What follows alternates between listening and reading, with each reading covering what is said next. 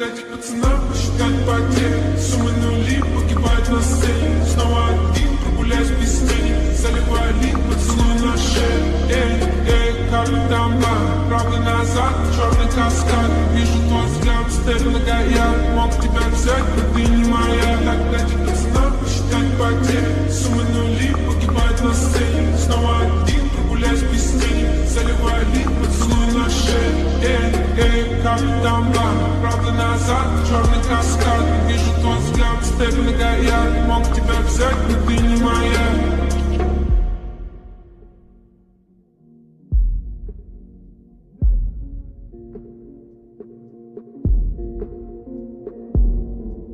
It's a good song. It's too bad it's ruined.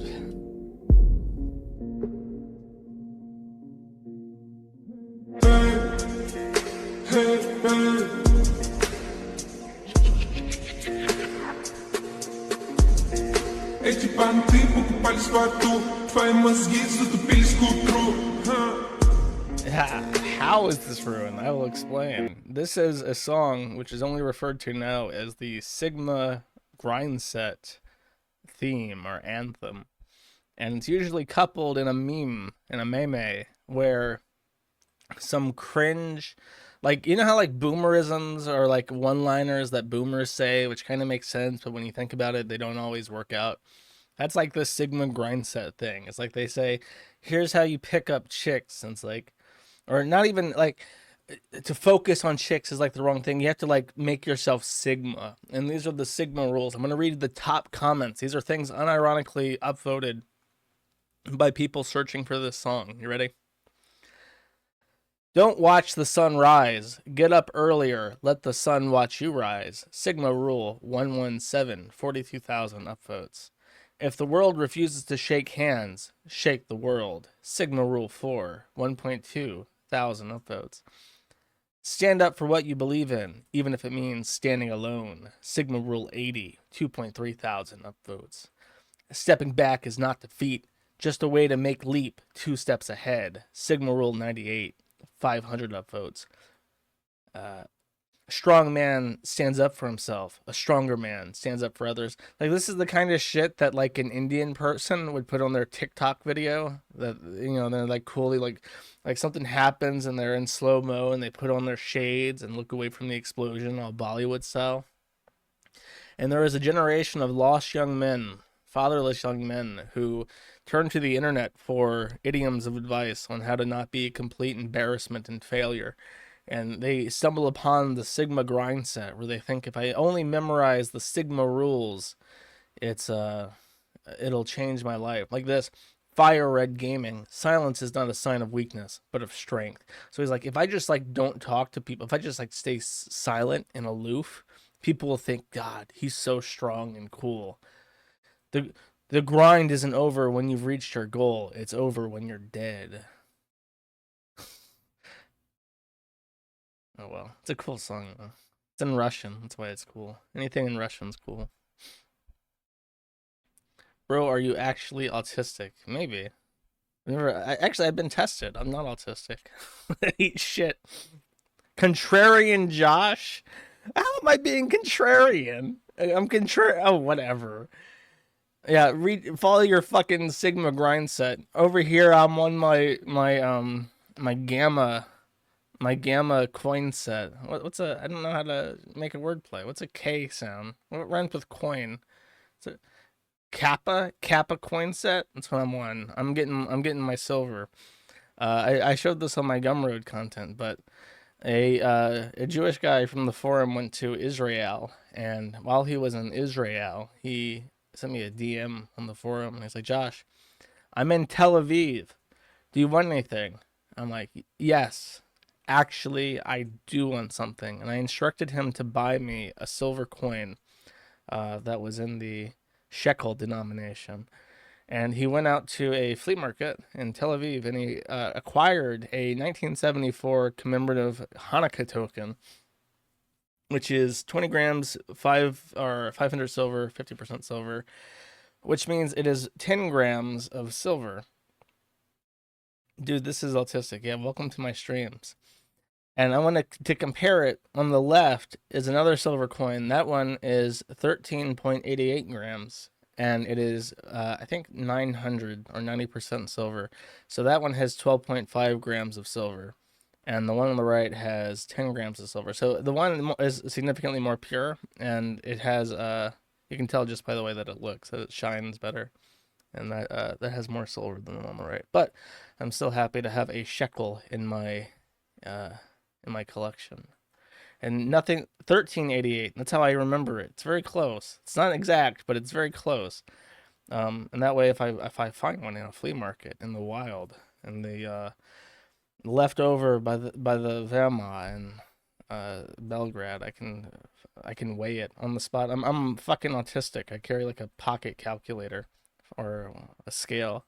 I will weigh it on the spot and make a determination if it's real or not. Because the fucking gypsies will try to steal from you. They will literally sell fake marks in flea markets, and you have to be aware of the gypsies. You must all Sigma rule 612. Always beware of gypsies. That's the one that you got to keep in your mind. Everything else takes a back seat. Just be careful of gypsies. Anyways. Now I'm getting it.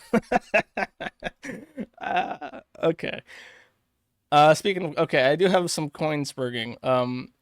I don't know if I told this story on stream, but my 3PL, the logistics company that I complained about many times on stream, sent me like bills for $5 for months. I'm thinking, why the fuck are they billing me $5? And then I looked and I found out I had inventory left. I'm like, where the fuck did they get 6 silver coins from?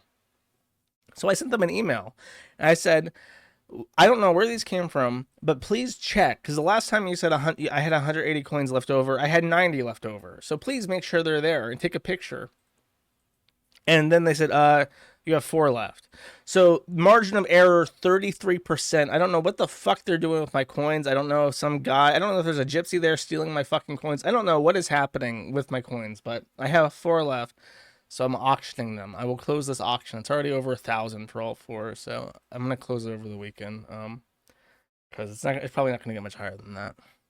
But I tried to sell them on eBay. I put up my auctions. I put up 4 of them, and I linked people, and I said, if you want to bid, here are the 4 listings, and they were all deleted, and I was banned from eBay in 20 minutes, not even, in 18 minutes.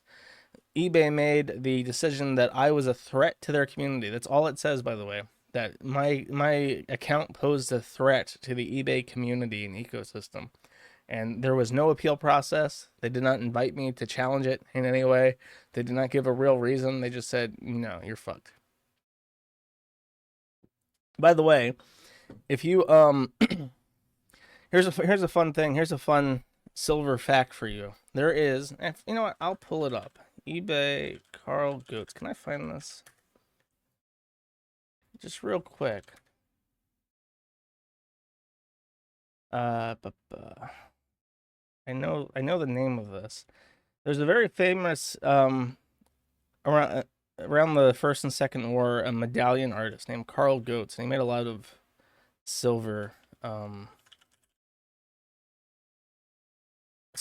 like just like art pieces made out of metals, and they're very interesting and they're very of their time. And on eBay, you can buy one of these, no problem, right now if you want. And this is by Carl Goats, and it is a picture of a black man, a black French trooper, and a white woman tied to a giant black cock. And as far as I'm aware, as a historian of coins, this is the first instance of Nazi BBC posting in the world. So this is a true piece of history, which is why eBay allows actual Nazi memorabilia and BBC coins on its platform, but my Kiwi Farms coin is completely unacceptable and an imminent risk to the community and the platform. Just food for thought. And in case you're actually listening, it is literally a giant cock growing out of the ground that she is chained to, like her arms around it. And This is the nice profile of the African man that I presume the giant tree penis belongs to. And if you don't know, the reason why this was made is because in the First World War, when the Rhineland was occupied by France, they used African conscripts to occupy the German areas so that it would be like extra humiliating. So this is a medallion referencing that particular event. And they went with the giant penis to really put it, I guess, in your face, make it known. So that's enough of that. I'm sorry, I talked about coins too much again. Um, I have some news articles, the mostly related to troons, but not entirely. The FDA has officially put a warning on specific androgens, um, that warns that if you take these medications to stop your puberty, if you are a male trying to become a female because of our horrific society, you are at the risk of having. Let me see if I can find the pseudotumor cerebrae, which is a very nice way of saying you will get like not actual cancer, but you will get like lumps in your brain. Your brain will swell, and you will get like tumors in your brain as a result of this medication. Oh, fix my date. That's right, my date is off. We gotta let people know what the date is. I think this is the first time in a long time that I fucked up the date, actually. So just so you know, when they say there's literally no risks and it's completely reversible, I'm not sure if that also applies to the pseudo tumor cerebrae that you could be growing as well. Also in true news, a New Jersey trans prisoner impregnated 2 inmates before being transferred to a men's facility. I am forced to assume that this is a black person, and he knocked up black women in this facility. It is New Jersey. Apparently the relationships were consent. Oh, I'm fucking right. I am so right. Oh my god, look at this. Look at this fine young black woman. Even if it squashed the beef, I ain't touching your hand. Anyways, this guy knocked up 2 women in a women's facility because he claimed to be trans male to female, and they put him with the women. And I guess they wanted babies. Like, I don't know what their motivation was. They probably, I mean, they haven't had sex in a while, I guess. Desperate times call for, but for like the babies, I'm not sure. There's probably like special treatment for it if you're in the maternity ward in the prison. I don't know. This is particularly ill though. What we are doing, our society. We live in a society, but it's not a particularly good one, is the thing. 2 different advertisements that I have seen. One on the left is men. They're worth saving. 1 man dies every 45 minutes from prostate cancer. Men, we are with you, from Prostate Cancer UK. This is also a UK advertisement. It says cervical cancer is the 4th most common cancer amongst those with a cervix. Regular screening can save lives. So we have the 2 genders, men and those with a cervix. And I assume, a maybe like a spectrum of genders in between those 2 points. I just love how like disgusting this advertisement. Like if we zoom in,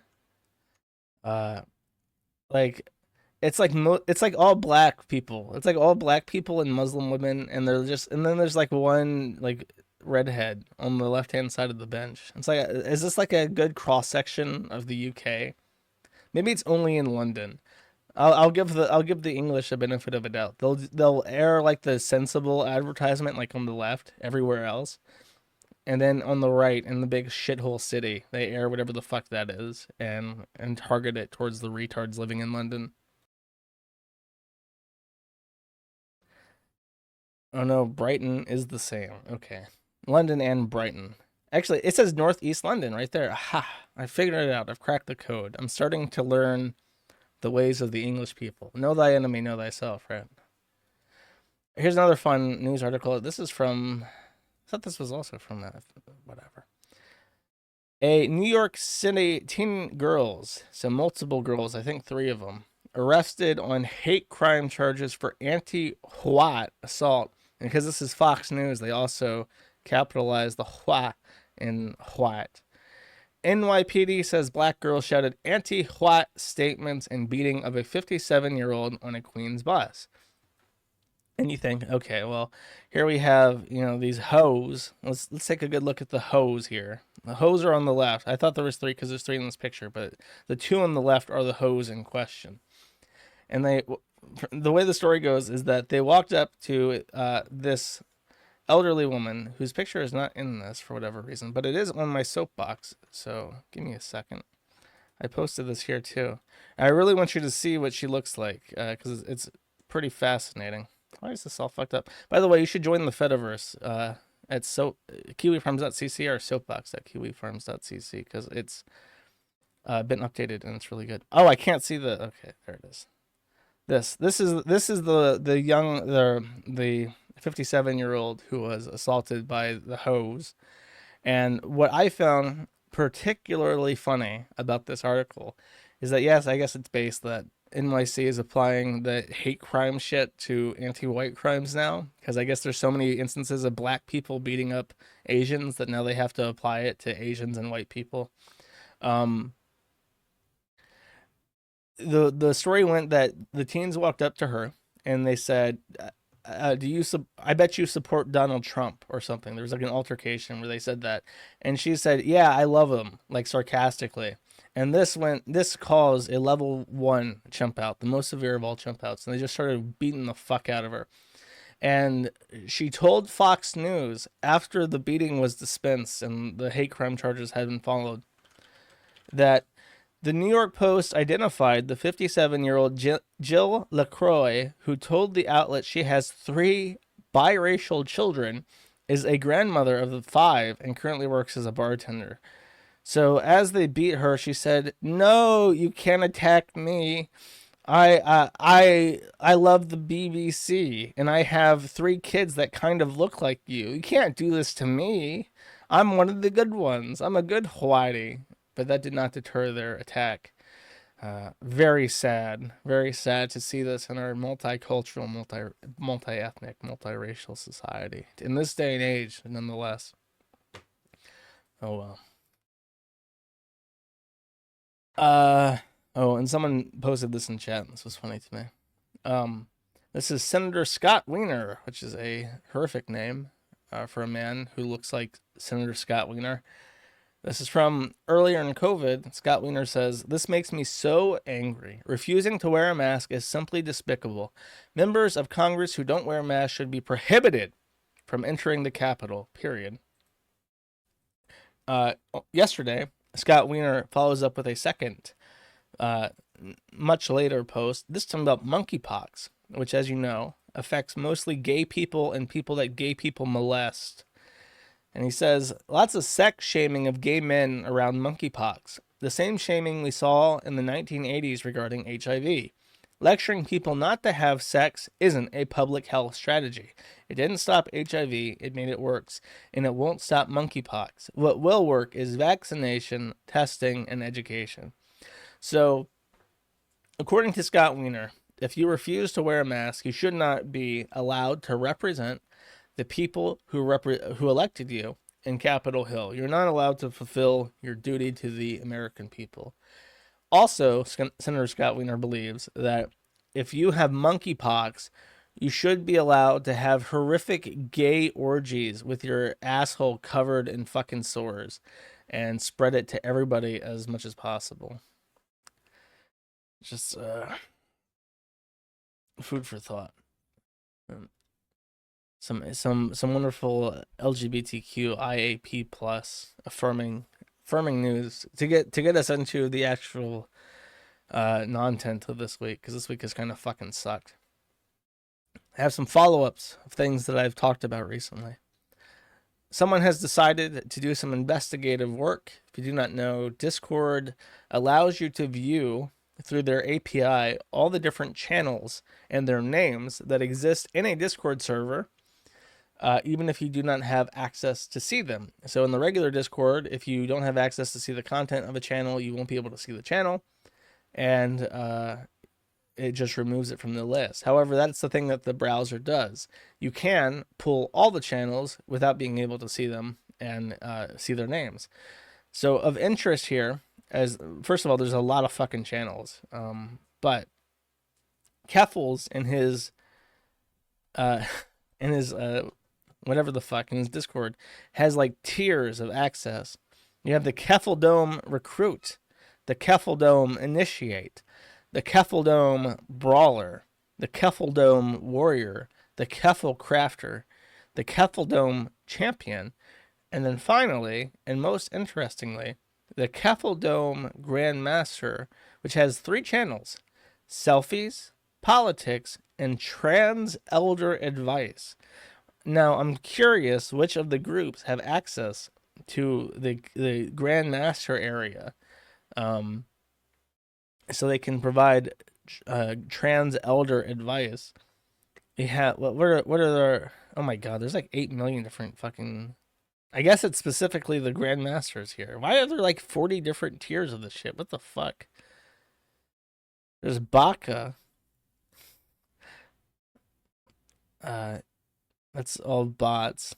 All the pronoun ones. You can make your pronouns they, them, she, her, he, him, it, fey, fair.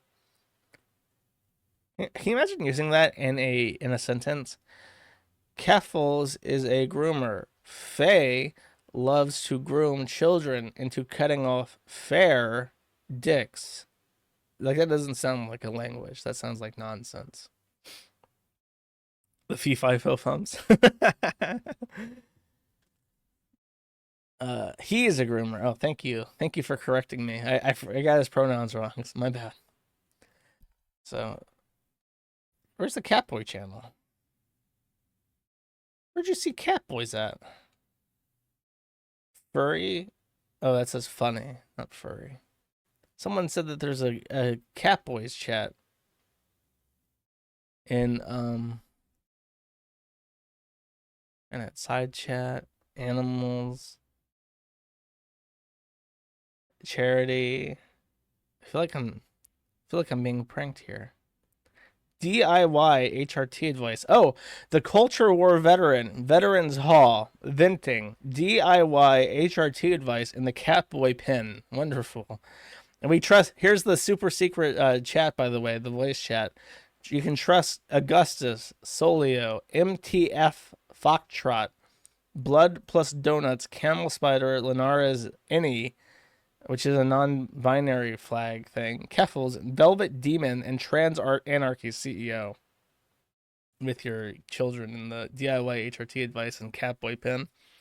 It's funny because, you know, he has gone on record multiple times on his chat in his streams and said, the Catboy thing was a joke. It ended. It's over. There's no more Catboy anything. And then he still has in his fucking Discord, he has a place called the Catboy pin, which is something that you would probably want to avoid having if you really are trying to distance yourself from when you sent collars and other kink paraphernalia to underage people that you were grooming. Also, an update. I posted some Eugenia Cooney content yesterday, which was not well received. Everyone seemed to despise me for putting this into my stream. However, I have an update about this. We're gonna watch a couple seconds of this. This is from a Eugenia Cooney fan channel called Love Eugenia Cooney, and it's titled "Eugenia Cooney has great memory, but even she forgets sometimes." So this is between Twitch September and October of 2020. So pretty, thank you. I'll put Is it there on. music notes in my skirt? There are music notes in my skirt, actually, yeah. I haven't tapped. Oh, sorry, what am I stepping on? Oh, guys, I forgot to move my ring light. Okay, let me move that. Anyways, this is my outfit today, guys. Of course, I'm wearing more fish. Oh, this is what I'm looking for. I should probably actually move this a little bit out of the way because that tends to go. Wow, is that like an awkward place to put it? I don't know. Where She moves up. You know, just for now until I find like a better place, because I already have like my ring light somewhere else. I'm gonna put it right. I'll explain why this is significant in a second. Thanks for the gist. That is okay. Bear with me, chat. What? Oh my gosh, that's crazy. Oh guys, I gotta move this. Sorry, it's like awkwardly in the way. But thank you so much. Oh my gosh, that's insane. So she has this box of shit, right? And I know I'm late with this, but it was informed to me. She has this box of shit, and when people donate to her, she is like, oh my God, I have to move this box. And then she moves the box again, and the box is always in the way every stream. And then she moves the box.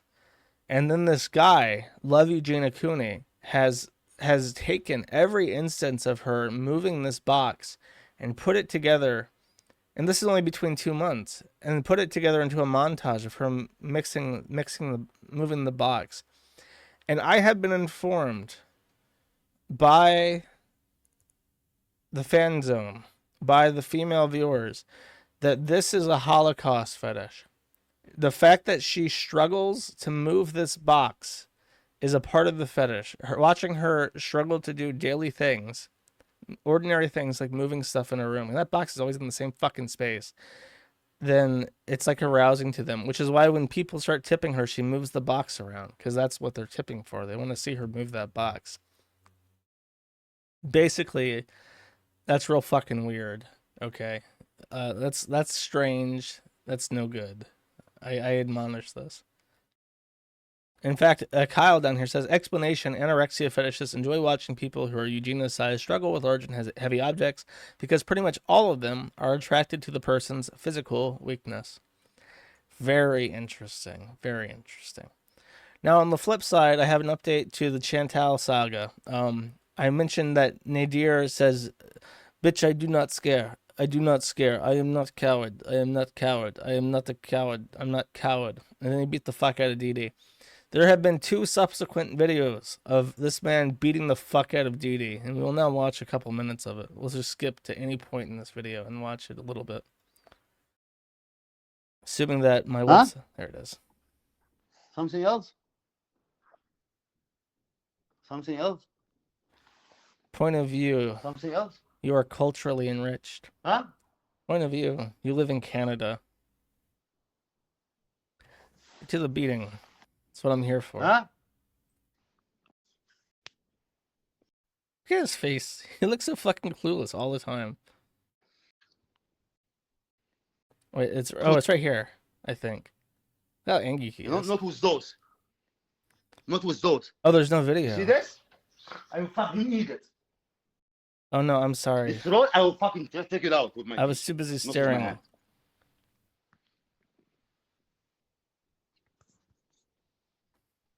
Can't see. You didn't miss anything. It's mostly him being angry and staring around wildly. I want to see the beating. I am. Because you're not gonna like me at all. Because nothing's changed. When I come to this point, it's not me. Is he on drugs? People scare me when I see them eat people. But I'm fucking eat people. I am. Is this just typical Arab behavior, or is he on drugs? What? Yes. He's morbing. What you say? Daddy, please help me. Who? Daddy, my father. I don't know. Oh, he got angry. He thought the word daddy was like a man's name. Who is this daddy? Where does he live? I fucking eat him. I eat him. Bitch, I not scare. I not cower.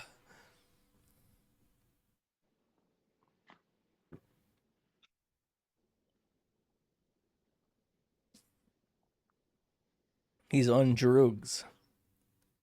Nadir Grindset beat women.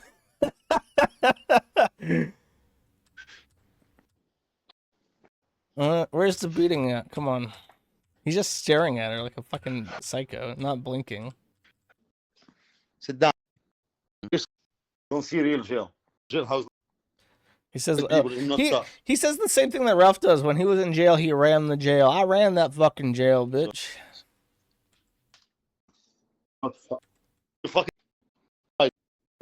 I was promised a beating. Is this like early into it? Here, against the whole fucking country. Control the jail. Who's the guards? Yeah, that's okay. He controlled the jail. It was like I didn't take guards. Take this fucking bitch out because if you didn't take my oath, I'll fucking beat the shit out of him. Imagine being Canadian. Me. Told me to go out the door. Oh, the beating must have been earlier. That you know who is They repair my stuff. who's this person? coward. Who's this person? The coward one. Now you see the coward one. Obsessed with Shirley. I'll show you how she's fucked. Obsessed. Don't talk to me that way. Well, this is Don't talk to me that way. You motherfucker. Okay. Don't talk to me that way. Okay. Don't talk to me that way. Okay. Not coward, you fucking bitch. Okay. Okay. this is like the third time, by the way, that this has happened. That this has been like recorded and posted like in the last How many times you say coward? Huh? like in the last week. Huh? How many times?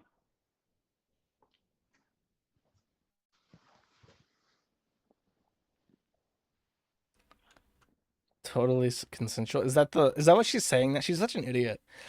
They literally fought over this guy for like 2 fucking years, and he's just like this abusive, psychotic drug addict. And it's like, what is wrong with women? Fat Canadian women in particular. We have to do something with them. He can fix her.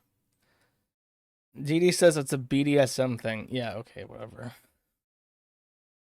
That's fucking stupid.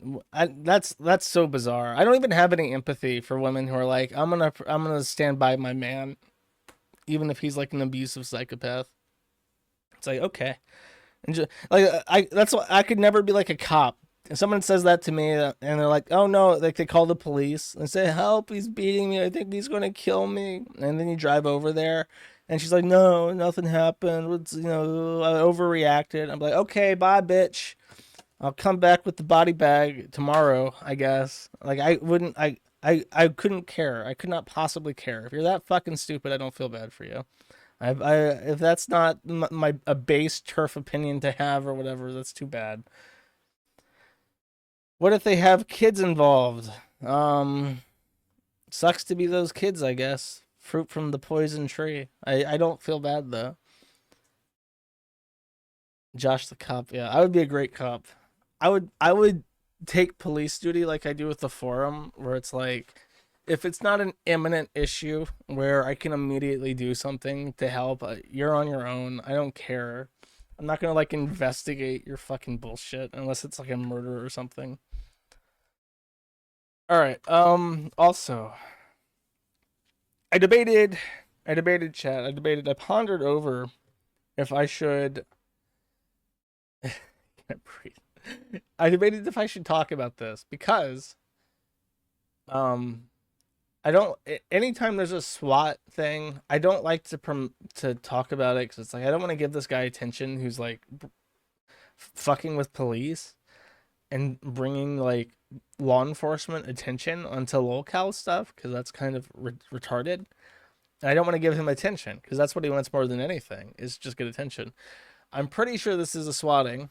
However, it's number one, it's very funny. Number two, I want to talk about why I'm very anti-swatting, which is, I guess sounds strange. I mean, I thought that's what everyone thought, but my response to this caught flack, and I want to clarify why it's not funny and why I don't promote it, why I refuse to feature anything swatting related.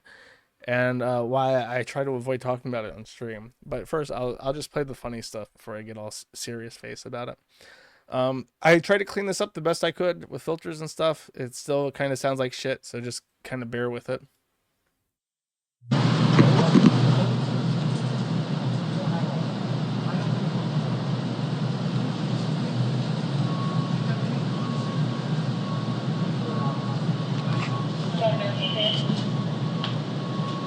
The police are responding to Patrick's house to shots fired. So they put him in handcuffs at some point. Because none of you have listened in 3 goddamn years! Shut up! Thank you.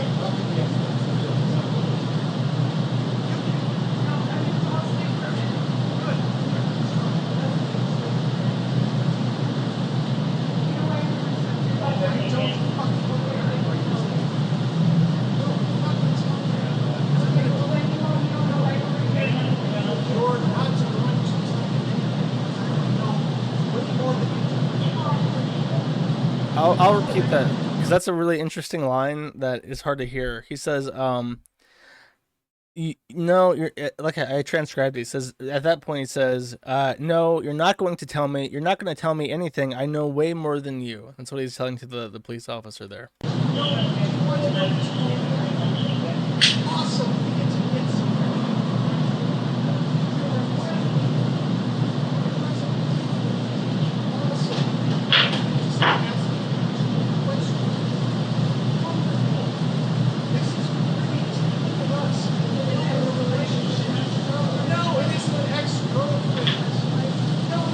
There is no video. I'm gonna fucking mute you. I think you're just spamming that to get people's attention. There is no video. It's just audio from a body cam footage or something. Like, do you not see the fucking player up here? Does that look like a video player? You can see my screen. It's just the audio.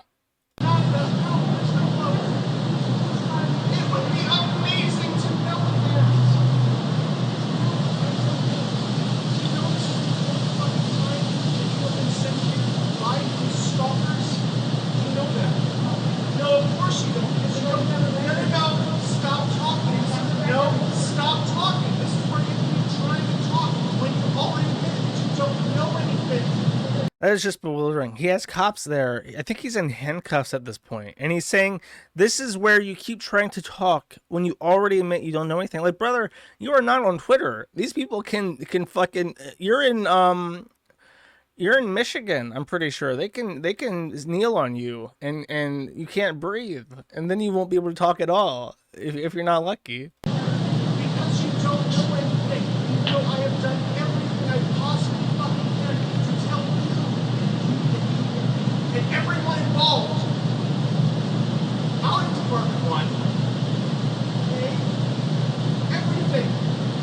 And I have told you multiple times, not even 2 fucking weeks ago, that hey, just so you know, for the last 3.5 fucking years, people have been making false reports to your department about me personally. Yes, Tomlinson, that's my name. That's who I am. At this address. Shut up! I'm still talking. He made the lady police officer raise her voice because she was so frustrated with this bullshit. When I lived in Florida still, I told my police station what to expect when I got doxxed. And I had one instance where I was detained, and then after that, there was no problems. If the police in his area are somehow less competent than Florida police officers, he's in for a rough time, because Florida cops are the bottom of the fucking barrel. Retard pigs. There is no... Between the entire Florida police department and every city, between the entire state troopers and the FBI that are in Florida, there is maybe like 3 pounds of gray matter to share between them. So they figured it out somehow. If his cops can't, then he's in for some problems. However, chances are that he went into the police station and was like, "Attention, I require assistance. I am being accosted by internet stalkers and I need a special protection from the law enforcement. Child stalker." And everyone was just like, get the fuck out of here, you fucking weirdo.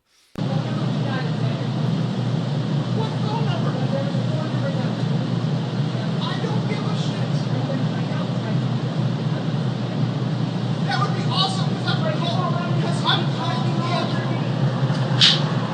Do you have any idea how many times I've called you? To let you know that this keeps happening.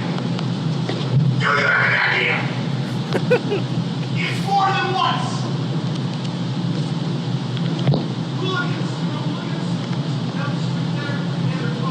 Okay, there he's just screaming. This part's hard to understand, so I'll let it play and then I'll repeat what it says from the transcript. These people, I'm already over there. I'm there for public. These people saw the hooligans on fire using the local, just all the local news. And they called in immediately. They were like, hey, we saw Patrick S. Tomlinson running away from the fire.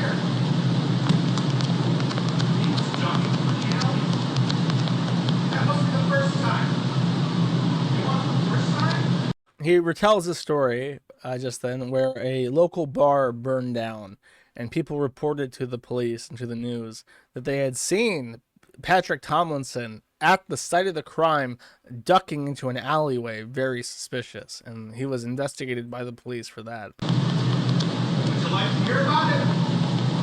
Good, I got your attention finally. The first time, they made a fake Craigslist ad about this address, using my name, using my phone number, using this specific address, saying that I had pepperonis to give away, that I had made up the bodies of black children that I had kidnapped from the neighborhood and drowned them in pepperoni in my basement. That was the first time you guys came. God banging on my door in the middle of the night.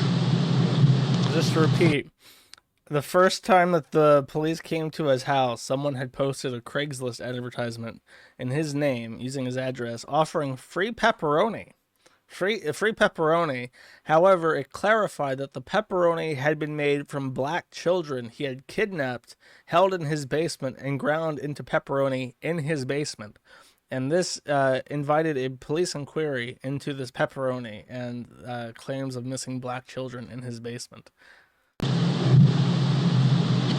We've been over this. Never fucking come to this address again. Never. If I need any of you, I'll fucking call. Don't come here again.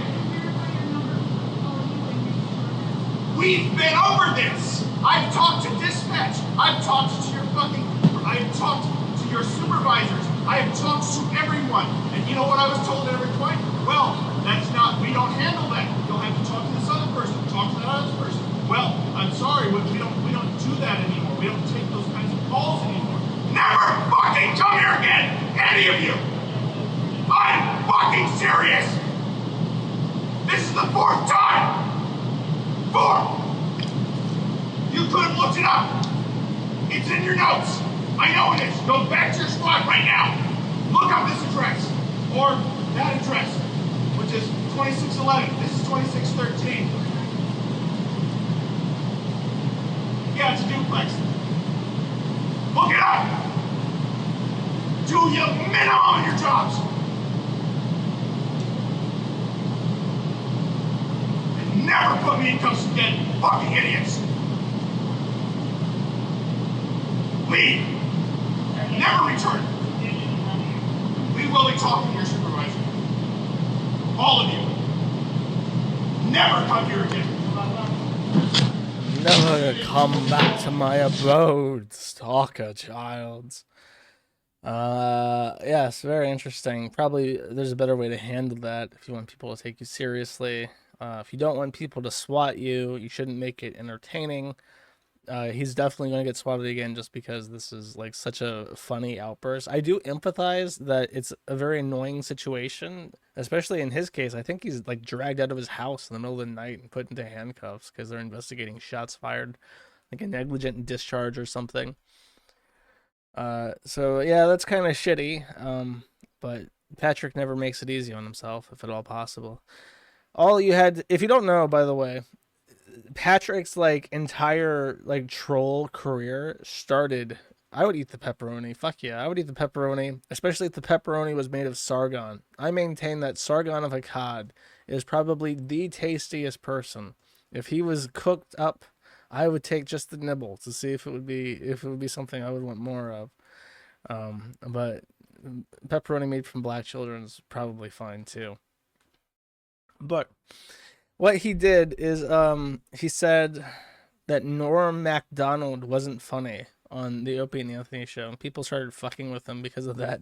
And he always reacts in this retarded way, and it gets more people to fuck with him. And he's just been getting fucked with continuously for years now, and he always like makes I don't know. He's like tried to sue the Opie and Anthony forums, and he lost. I think he owes the guy that runs it quasi like $90,000 or something ridiculous. And yeah, basically that's Patrick Tomlinson.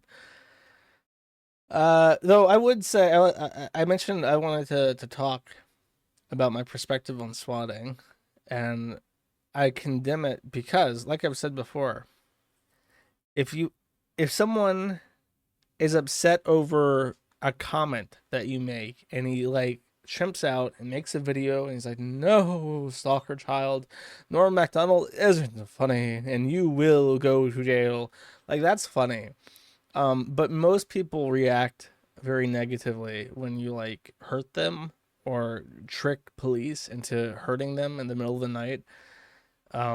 It's the difference between like Christian's freak out over Sonic the Hedgehog's arms changing color and walking up to Chris and just hitting him with a bat and like recording him after you hit him with a bat. Like, yeah, he's gonna be in pain after you hit him with a bat. You're like forcing him to react to something as opposed to trolling him, which isn't the same. Though I was shocked by how many people were just like, oh, that's not a fair distinction to make in the thread. And it's like, okay, if you want to be retarded and you want to be like a total like nihilist psychopath who just thinks whatever, both of that's funny. The swatting shit in the locale sphere has been very like prominent in the last 2 years, like especially in the last 2 years. At first, it was just streamers, but now it's like everybody is getting swatted continuously, and I promise you that the federal government is extremely upset over this. They are pissed. They want to find out who's doing it, and they are probably going to charge that person with multiple accounts of attempted murder, and that person will never get out of jail again.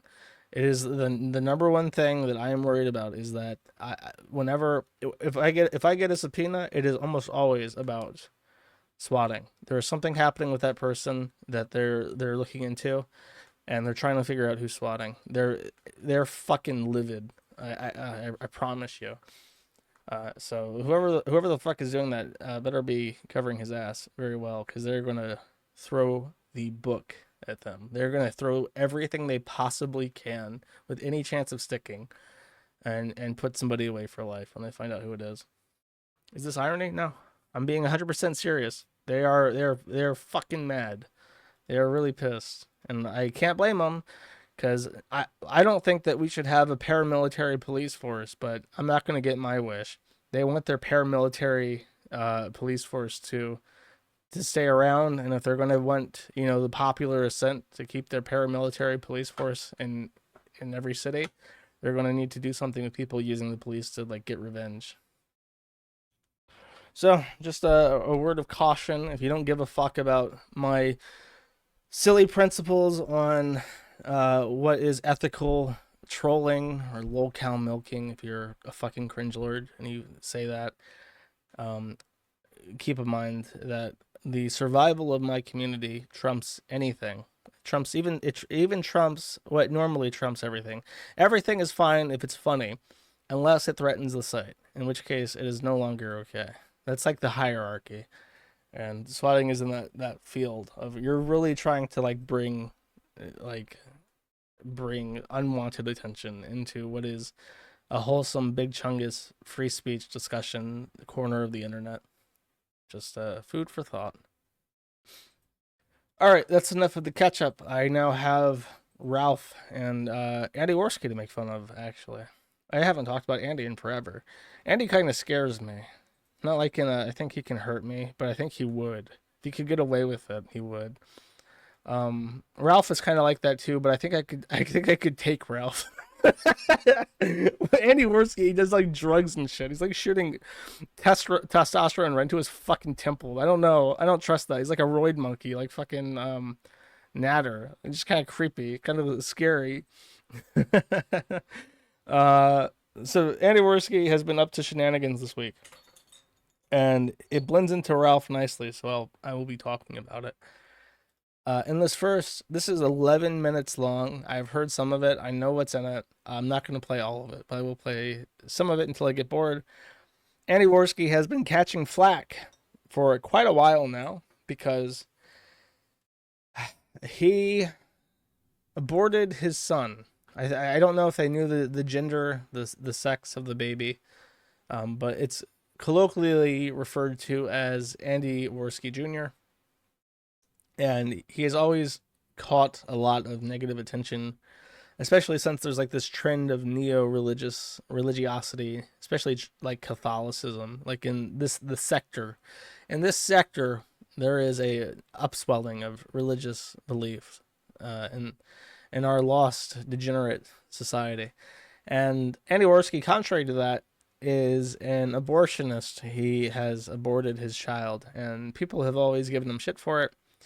And not what he decided that the best thing to do would be to lean in on it. So he went on this impromptu tirade about his abortion and Andy Jr. And I've listened to like a minute of it, but it's 11 minutes long, this clip, so we'll just listen to a little bit of it. He literally, like, some things he does are funny, sure, when he's like, oh, all right. But watching him cry constantly and go, Abartsky and Aston, his nickname for you is Aston. Okay, grade 3 fucking diss. It's very creative. This guy's fucking talking about like, my fucking abortion or whatever. At least I had the decency as a fucking drug addict with my girlfriend for me and her to agree and go, we would be horrible parents. Let's end this fucking baby's life. Fuck it. Take it out. I don't even care about abortion. You want to know what my fucking truth about abortion? PPP, his expression, his like dumb shrug. Oh my god, I have to put this up on screen real quick. This is a really weird throwback to to kind of reference PPP to, but his like dumbstruck expression where he can't seem to comprehend what's going on reminds me so much of Barb. I think look at that the this. people who abort babies are probably the people that you want to abort babies. Because it's less people who don't go on a green light. It's the people at the bank who, when the person's like, next please, they're on their phone and they're not moving, and it creates longer lines. It's the people who hold you up at the ATM. It's the people who sell crack to your child are the people who are being aborted. You should be happy that people are being aborted. What you think it's like an amazing family parental unit who's like, let's abort our baby? No, they want to have the baby. It's people who have abortions are the people who are like, yeah, fuck this baby, smoking crack. I wasn't ready. It was both of our decisions. But at least we had the decency, unlike Ralph, who brought a baby into the world and abandoned it, and now is not taking care of it and is hiding underground in a fucking bomb shelter from a baby, his own baby. Oh, R.I.P. Andy Jr. bros, no. Andy Jr. is at least in fucking heaven, fucking rolling around in clouds and shit. But your fucking baby's abandoned, and now your other baby's abandoned. Do you think I care about fucking abortion? Oh, yeah. I will say this. Going through these IP2 clips, even though I'm against abortion, is probably the ultimate argument for abortion. You know, I hate to say it. I hate to say you should have abortions as a... I disavow some of what Andy is saying, you know. I mean, it's kind of like he's saying, like, yeah, Andy Worski, you're the best argument for abortion there is. And he's just like, yeah, I know. I was like, okay. It is a complicated philosophical issue. I think that people should just not be reckless. In an ideal society, that would be the case, right? I don't know. It's like, I feel like if I'm saying, yeah, I'm glad that Andy doesn't have a kid, and I wish that Ralph didn't have a kid, didn't have children, it kind of feels like I'm advocating for his kids to be killed. It kind of sounds like the exact same thing, and I don't know. I'm not sure if I'm willing to go that far. No, but it's I'll pretty play a couple fucking minutes of it, jokes. though. This is like Andy's all unhinged. Look, I don't think you should have abortions as a means of contraception, you know, all that bullshit. And I also believe it is killing a baby. I'm not going, well, it's just a bundle. I know what it is. I understand what it is. But here's my opinion. I don't give a fuck. With this whole Roe versus Wade thing, I'm like, everyone's like, what is your opinion? I don't care. I don't care about other people's babies. I don't care who dies. I don't care who lives. I care about doing the show with Ashton, boxing, playing video games, watching movies, and hanging out with the boys and having some beers. Oh, some black fucking women in Chicago just had an abortion. I'm like, I hope they have a party for it. I don't care. It's Keno. This is some Keno shit. I wonder what Andy Jr. would think of this unhinged rant. Andy Jr. And they're like, Andy oh, Jr. oh, would be you like, killed "I your love son. you, Dad." Maybe it was maybe it would have ended up being a retarded baby. You don't know that. If when I was at my cokehead phase. He wants to say it, but he didn't want to get the argument out there. He's like, there's a guarantee it's going to be a retarded baby if it's related to you, Andy. Had to fucking... Look, it was revealed by Geek Thulu, that fucking piece of shit. He revealed this. Now everyone thinks I care about this thing. I couldn't give a... And then they're like... And then Andy forced her to have it. And then he played Mario where she sobbed. Oh, when she sobbed. You want to know the... she's like, I'm pregnant. And I went, what are you gonna do? She's like, abortion. And I went, cool. That was the conversation. It was sad. It was weird. Of course, I didn't want it to happen. I don't think you should have an abortion if you don't. But we were fucking out of our minds if we had it. And I just can't even believe there are motherfuckers out there that said fire Warski. Like, this is the Warski that we need. No, you know what? We I don't give a need fuck. Andy Ransky back. You know what? This is Okay, you know what? Fucking, like, if you all want it back, like, I was trying to be. On Tardsky I don't even know what to say. I was trying to be the nice laughing fucking F slur. You know what? If you guys want now, because everyone's gonna throw tomatoes anyway, I'll just say whatever I fucking think. And my thing is, if you cry about some people's abortions, that's a waste of your fucking time. You know what? How about this? People who cry about abortions, have a kid. Oh my no! God, When you fucking burned the whole casino down. My God. No, but you want my fucking beliefs? After years, you killed your baby. I don't care. I literally don't care. I'm not even pro-choice. I'm pro.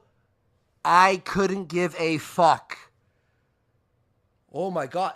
I've been in my training today. You know, I had to lift my hands up and get punched for 3 3-minute rounds in my ribs. And then I went down and did a plank when my coach was kicking me in the ribs. And I held it strong. I've always heard that Andy keeps talking about his fucking boxing training all the time. It's like, how do you fit this into this conversation? Like, that you train? Who gives a fuck? And then someone's like, did you have an abortion? I'm like, I'm becoming a warrior. I'm not only going to abort my old baby, but I'm going to abort whoever I fight in the fucking ring. Salt Poppy will have a abortion at whatever age he is right now. 30 or whatever the fuck he is. I don't even know. Guys, I don't care. I'm not a super... Everyone's like, Andy's alt-right conservative. I don't give a fuck. I don't care. I like some conservative values. This is somehow more retarded than his like edgy teenage pro-death stance. But me, I'm more apolitical. Ask Ashton. Yeah. I will abort people day and night. PPP because he's currently burying his face in shame at what he's become. He has like this painting mural of me eating a baby. I'll do that. No, Andy, don't say you're gonna eat. Well, they're gonna say it anyway. So who gives a fuck? Who gives a fuck? That's my thoughts. What would Andy Jr. think? My God. Oh Andy. my God, Andy Jr. is dead. He can't think. Oh my God. I don't know what to say, bros. I don't know what to say, but that was pretty fucking Keno. That was Andy going hard. No, bro. That was Sargoy's putting crowns. People are putting crowns in the chat. They're saying you're the legend. I know, but here's the thing: the king. I'll be honest with you. Sometimes I hold back. You want to know why? Because I used to be crazy and intense and all this stuff. And I was trying to turn over a new leaf. and be a nice guy. But there is darkness inside of me, Ashton. Okay? It's called the more blood. And when you have to it's the moreness in you. Face to face with Ralph in your... I have him blocked. He has me blocked. But I still have to see his tweet to the point where I'm like... I gotta say, this is like the best Worski segment that there's been ever on the show. But if you want, I'll say all my fucking truths forever now. I don't care anymore. Andy, this is the fucking best shit ever. We're full on Cronus mode, Cronus Worski. This is. I swear to I God. don't even know. Andy Jr. is sitting in a garbage can in a dumpster. No, I can't. This energy between like PPP and Worski, where Worski's like dead serious, like, yeah, I want to fucking murder babies. That's so fucking cool. And PPP is trying to like promote this and be like, this is funny, like quality content Kino that like the show is known for.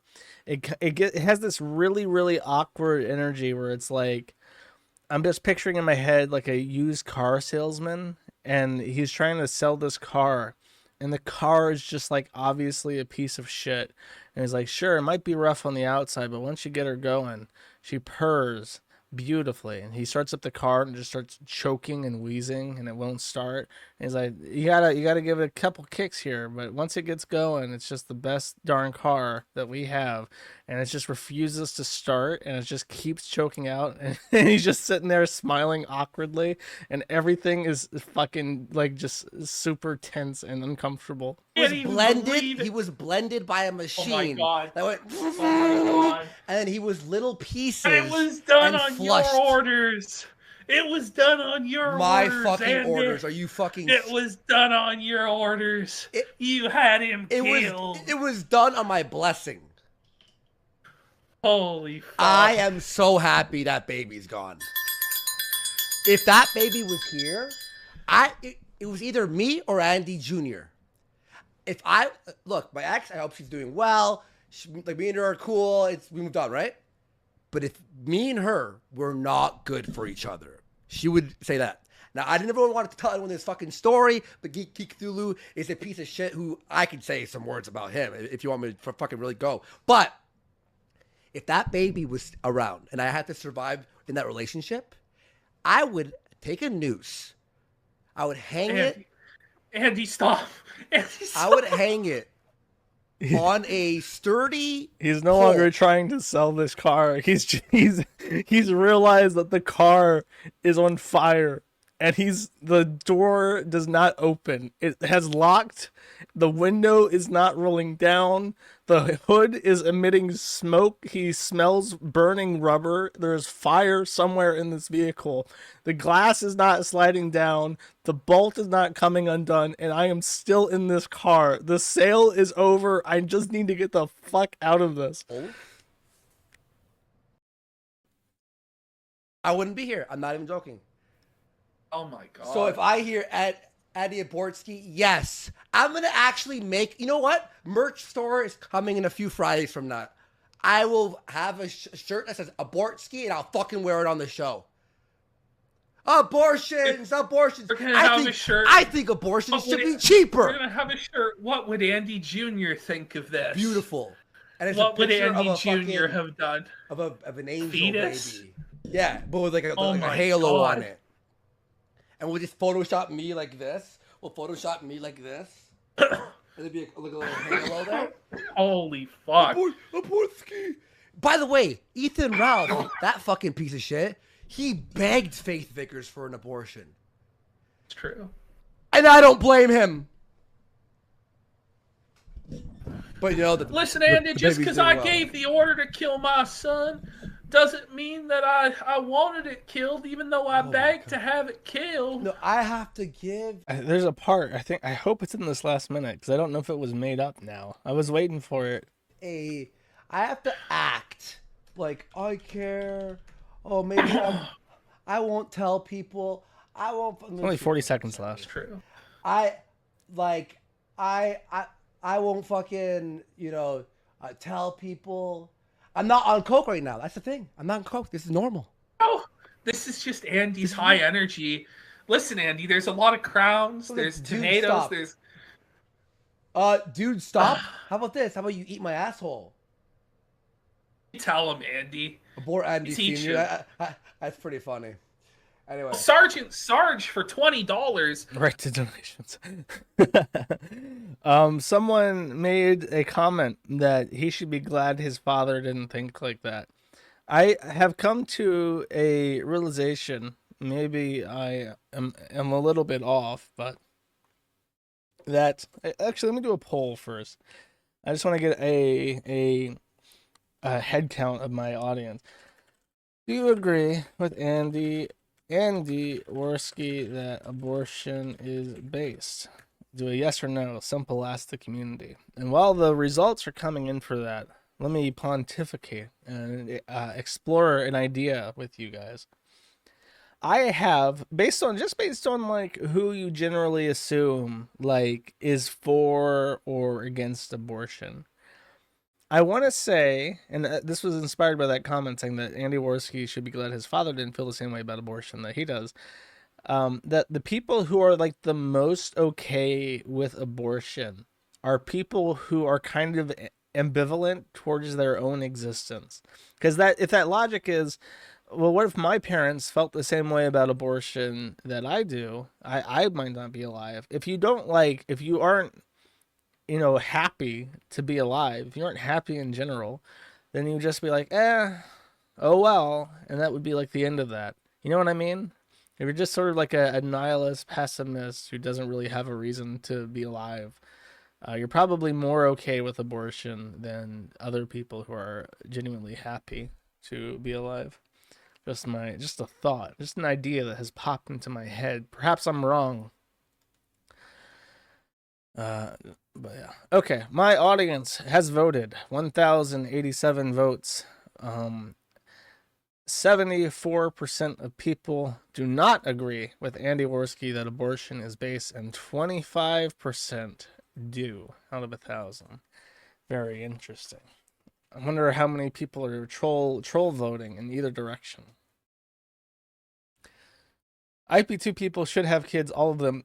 I feel like the discussion about which people should have kids is not a part of the abortion debate. It's a part of a eugenics debate. Like, I think the way that works to me is that we should just say abortion is wrong, but also we're not going to allow certain people to procreate at all. We're just going to find some sort of egalitarian way to say you don't get to have, you don't get to have kids, you don't get to have kids. Or, you know what even works better than that is if we just take away any kind of social welfare.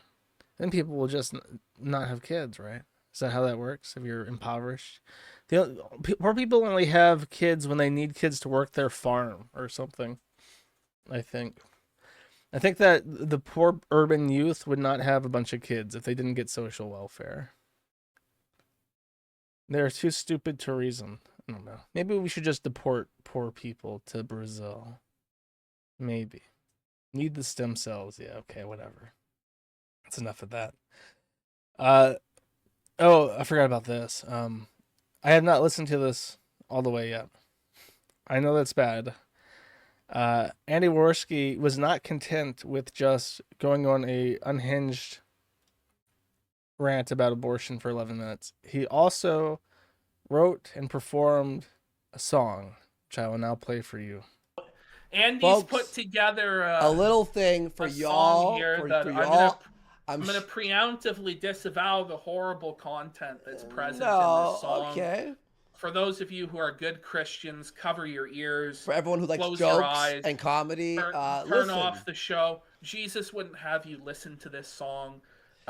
Jesus would want you to throw Andy to the wolves. I want you all to pull out your lighters. Everyone, you're gonna float. Hold it in the air.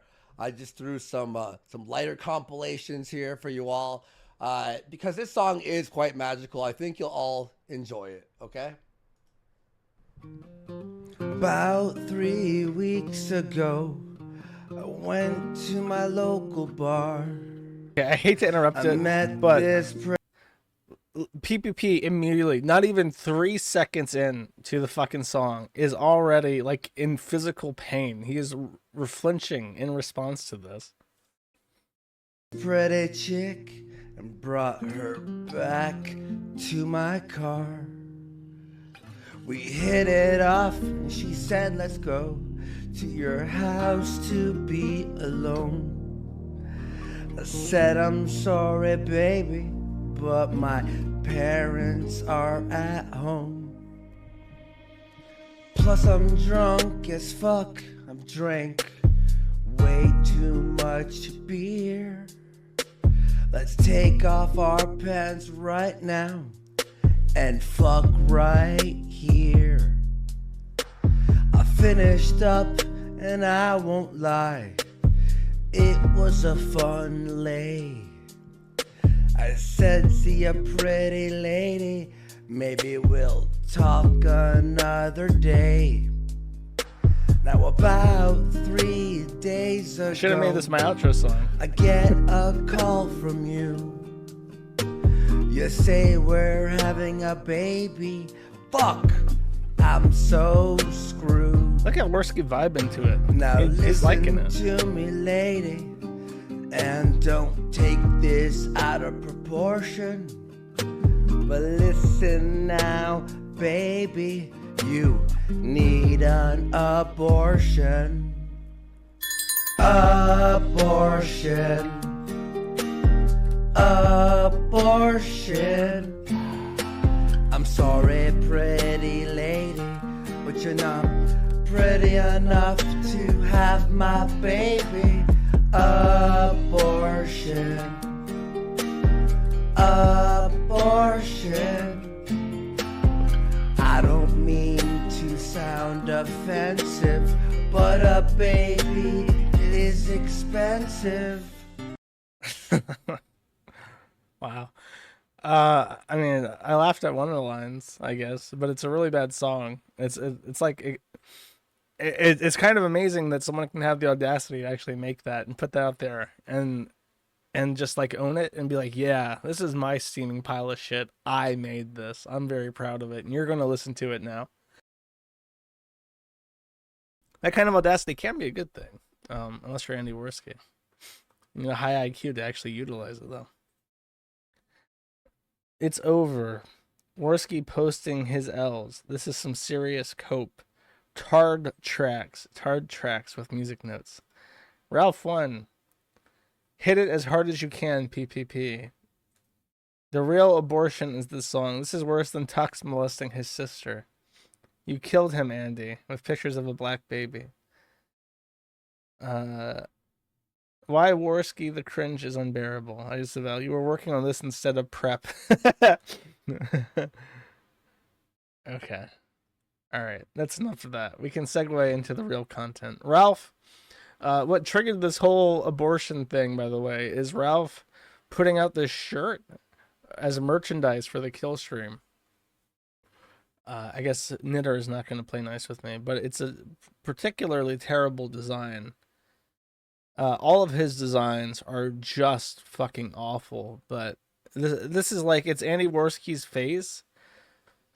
It appears to be severed baby limbs to make up like the horns, and then it just says Abortsky with the devil's pentagram on his forehead, and he's like photoshopped with like a devil face. Here, actually, this is the link from the shop, so we can get a better look at this. This is at shop.theralphretort.com in case you want to have this wonderful shirt for yourself. You can actually get it in a variety of colors. Here, I'm thinking about getting the Abortsky wife beater. When I beat my wife, I want to have this wife beater on so that when the police show up, they know I am a functioning member of society. My priorities are in order, and I am a 3X. I can't get this in a 3X. Why can't I get the wife beater in a 3X? Oh, I can get the hoodie in a 3X. The wife beater only goes up to a medium. That's bullshit. Maybe the 3Xs are all balled out already. I'm just a little bit late. Oh, we can get this in a ladies relaxed fit tee 2XL and wow, pink. And you can go to your book club meeting or whatever you do as a whammon, and show this off to your friends and be like, yeah. Oh my God, a child's onesie, a baby's onesie. We can get this in newborn, 6-month, 12-month, 18-month, or 24-month in any color you want. Do you have a friend expecting? Why not pick up a Bortsky baby onesie in whatever color you want, really, and just hook that sucker up fresh out of the womb with an Bortsky baby onesie. Let's fucking go, chat. This is quality. So I'll put this out, and Andy Wardsky did his fucking tard out shit. $21 for a onesie, that's a lot of money. It's a lot of money for, I bet all that goes to Ralph. He's got the premium jacked up to maximum. Anyways, Wardsky tards out, and Ralph is really grilling him and being like, oh, he's a fucking baby murderer. I'm going to put out my Bortsky baby onesie design. And I'm gonna dab. I'm gonna dab on the cringe casino, the Andy Abortsky. And this caused Faith Vickers, who is, of course, the mother of his firstborn son, whom he has never met in person, to come out and denounce Ralph as encouraging her to have an abortion and denouncing him as a hypocrite and saying that when I was pregnant, he wanted me to get rid of the child. And he says, she came to me lying about wanting an abortion. I called her bluff while also saying I didn't want her to get one. She doesn't show that text. It was her idea to get an abortion. Sick game she was playing. I've talked about it all in public. Your lies don't work here. Sad game the mother of my son continues to play about her fake idea to abort him. Mentally ill person. I've talked about it before. And then Faith says, it's a hypocrisy. It is the hypocrisy of it, my dude. Ralph tried to coerce me into an abortion when I didn't want it. It is my body, my choice. My choice was keeping my son. Ralph mocks Warski for a choice that wasn't his, but then he did this. That was my point. This is an absolute lie and will be passed along to my attorney. I'm literally in the text telling her not to get an abortion. She came to me with a fake story about wanting one. This is a complete fiction, which again, I've talked about before. And then Pantsu comes in and says, did somebody say abortion? Oh, she's like Scooby-Doo, Scooby Shacks, abortion? Did somebody say abortion? She only gets more excited when you say lolicon. When you say lolicon, she'll pop through the fucking wall like a cartoon character and leave an imprint hole. That's the exact silhouette of her outline. Time to unlock my Twitter again and talk about my totally valid trauma so strangers online will make me feel important. It's time to grow up and stop playing the victim. Oh, she's mocking Faith, of course. Mocking Faith. Pantsu definitely wrote that, by the way, not Ethan Ruff. Maybe I should just read all her tweets in the voice. Somebody pointed out that he has a restraining order from Faith and is not allowed to talk about her in public because he is a fucking creepy weirdo, and the courts of California said you don't get to talk about her in public. We're going through family court. You do not need to make this a public spectacle. It's not in the child's interest for the mother to be stressed out by what you're saying about her on social media. And then Ralph, see, in Ralph's mind, because he's a retard, he thinks, surely the judge will rule in my favor, even though I am violating my own court order to not talk about Faith Vickers. The fact that she has defamed my good character, once again, I will settle this in the public arena and deal with the legal consequences later. And he doesn't realize that that's not how it works. When the court says don't fucking do something, they're really dead serious about that.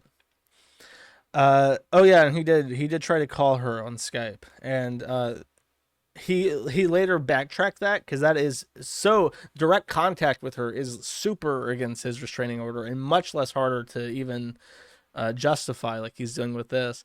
And he says, "Oh, I butt dialed her." And it's like, okay, Ralph, I'm sure you just accidentally called her. He probably talked to his attorney or something, or just came up with that on the spot. Who knows? But he follows up again, now clarifying that he doesn't want to talk to her after people point out that he could be in violation of his restraining order by what he did. He gunt dialed her. He bumped up against his phone. His gunt did it. I have no desire to contact this lying woman again. I haven't tried in over a year. Me going through my Skype messages to find the part where you wanted to have your own son aborted is what led to me accidentally pressing call, and now they're trying to trumpet that. I have literally zero desire to ever see this person again, and I wish they would leave me and my family alone. But they continue to lie about me almost daily. I will be seeking my own restraining order tomorrow instead. Keep in mind, I wouldn't even be outing her wanting to abort her own son without her trying to lie about me. It's ridiculously evil, and I'm not going to let it stand. To which Pantsu says, it's been 2 years and she's still melting down trying to ruin him because he found someone better. It's been non-stop drama since she came on board. A sick person who lies about everyone in her life. I'm glad I took my mans away from her. Which is, of course, a real tweet that Pantsu wrote and not Ethan Ralph. Faith deleted all her tweets, and nobody on the forum thought to archive them. However, Blue Mia Plakidis, this guy named Blue, archived the actual images that she posted. Let me make sure that all this shit is preloaded as I read through them real quick. So Ethan Ralph at midnight, and this was some time ago, because his mom was still alive. My mom didn't have much money. I don't have that much, like $35,000. She says, I will raise this baby on my fucking own. He says, I'll leave her the information. I don't know what I should do with my last hours, though. And then she's saying, don't fucking go threatening suicide now. And then Ethan says, it's not a threat. I'm not going through all this. So he's sad and threatening to kill himself. She asks, through what? And then this is a correspondence between Faith and May. She says, I'm just uneasy being around him now, even though I do love him, if he takes what he did seriously at all. May says, of course it won't be the same. It was really traumatic for you, and I think it was for him too. The difference is I took the trauma and decided to step away so we could better ourselves. I tried doing that. It doesn't look like he's tried. He won't stop drinking, and it's kind of what started everything. The alcohol makes him very violent and more likely to be angry, and it makes me feel incredibly unsafe. And May says that's why it's important for the both of us to be there, because the situation is completely different than that night in the hotel. I had no idea what was going on between you two, and it came as a total surprise. And that's when May tried to coax a pregnant woman into having a threesome with her and Ralph. And Faith continues saying, well, it came as a surprise to me too, but it's not the first time he's gotten kind of violent when angry, especially drunk and angry. If he did it once, I doubt he would do it when drunk. I mean, every professional, mental health professional I've spoke to here has told me if I went back, it would severely worsen my mental state and in turn harm my baby. And I just want my baby to be okay. And I don't know if it'll be that way if I come back and he thinks I forgive him or that's okay. May says, I know what you went through is not something that you will ever forget, and I'm proud of you for putting your baby first. She says, everyone says that. May says, I really do believe Ralph is trying his best and wants to be a good father. She asks then why, and May says, I want to support you and be there for you. She asks, why does he continue to drink? And May says, because he has problems. Because he's angry, the plan is getting fucked. I don't know. She says that he choked her. May says, it got fucked because I didn't listen to you. I should have told him to stay out that night. Blah, blah, blah. If I called the cops, I wouldn't be a victim again. She said you would be the victim. It would not have changed what he did. So basically, Faith is just saying that she was getting physically abused. And May is saying... here she says, I already pulled out. I asked... May is like defending Ralph and saying, like, don't call the cops on Ralph because he'll go to jail and that won't unbeat you. And that's literally what she's saying here. If I called the cops, I wouldn't be a victim again. But May says, you still would have been the victim and it would not change what he did. So literally, if Ralph had raped her or something, she would go, fine, call the cops. It's not going to unrape you. Like, what a bitch. May says you can't control him. And the fact that you even try to tell him what to do is probably what makes him so angry. I asked if he'd pick the baby over anything else, and May says, "Don't ask bullshit like that. Like, did you ask him just to make him mad?" She says, "No, I asked him because I've told him everything I've been willing to sacrifice for the child." And she says, "It's really powerful to say those things, but it's not helpful to make him have to choose to theoretically pick a child over something else. You know he would." Oh, pick your drinking or your child. You can't ask him to do that. You can't ask him to pick drinking or his child because you know which one he's going to pick. It's not fair to him.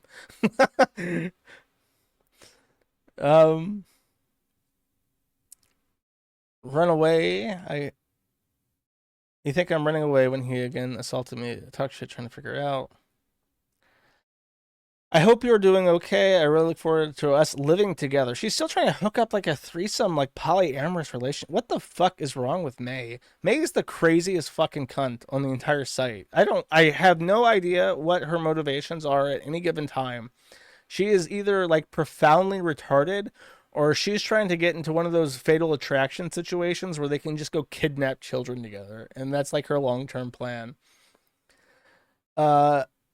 I'm really happy I met you, and right now there's an opportunity for you to take control of your life. I want to be there to support you. I don't want to get in the way of a relationship. I just want a place where I can work and have independence and learn to be ourselves and out in the world. You have so much potential and a beautiful heart, and I just want to be there for you. I just asked that it not be sexual right now. She says, I respect that. Faith says, I still have a clear boundary that Ralph not have sex with you without me. That's like one thing I won't change my mind on. She says, I know. And then she says, I also want you to know if he tries to, that it wasn't agreed upon. Well, the horse wins in the end, I guess. Good luck. You can't beat May. She's conniving. She's gonna get Ralph all to herself. It's the 5-year plan.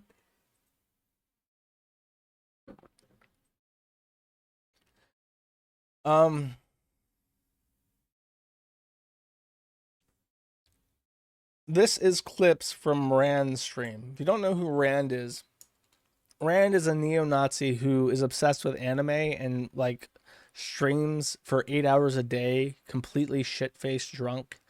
His wife will come into his room and yell at him at random.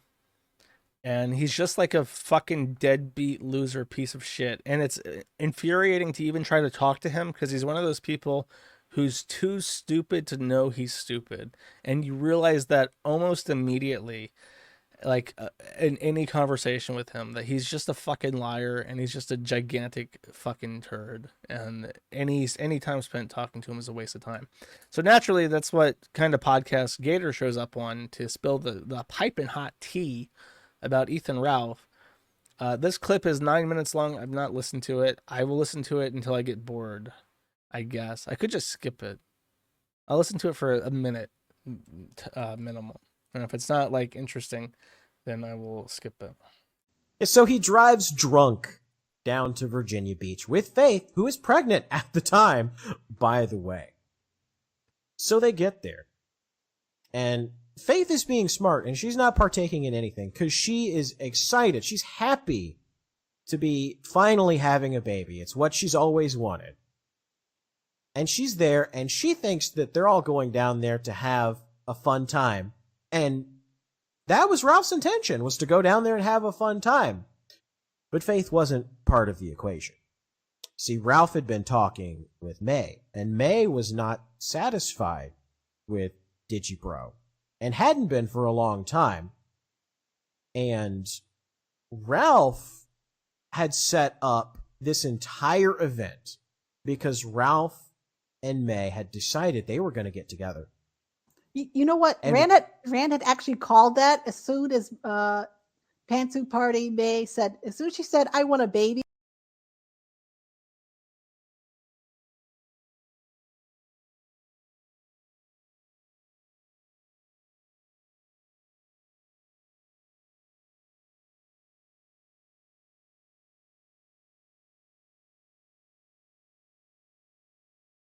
Oh, fuck. I'm muted. Sorry. I paused it here to let you guys know that I was warned that this audio would have what was called a hole, just a annoying hole. Apparently the hole is named Pond. So when you hear this voice, know that it is a hole named Pond that Rand has somehow acquired for his podcast. But like, oh yeah, she's gonna break up with Digibro 100% of the time. We were making fun of her. Of course. So Ralph had set it up so that he was going to go down there to their place on his birthday, and Ralph was going to consummate his new relationship with May. And so they go down there, and they're all doing all sorts of drugs, getting high as fuck. I think Riley had shrooms or something like that.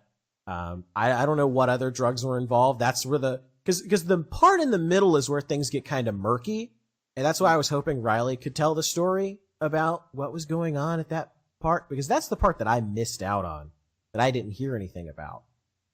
But they were doing drugs, and at a certain point, Ralph and May kind of go off on their own, and they start fooling around when everybody else is distracted and away. Well, apparently, someone walks in on them while they're fooling around.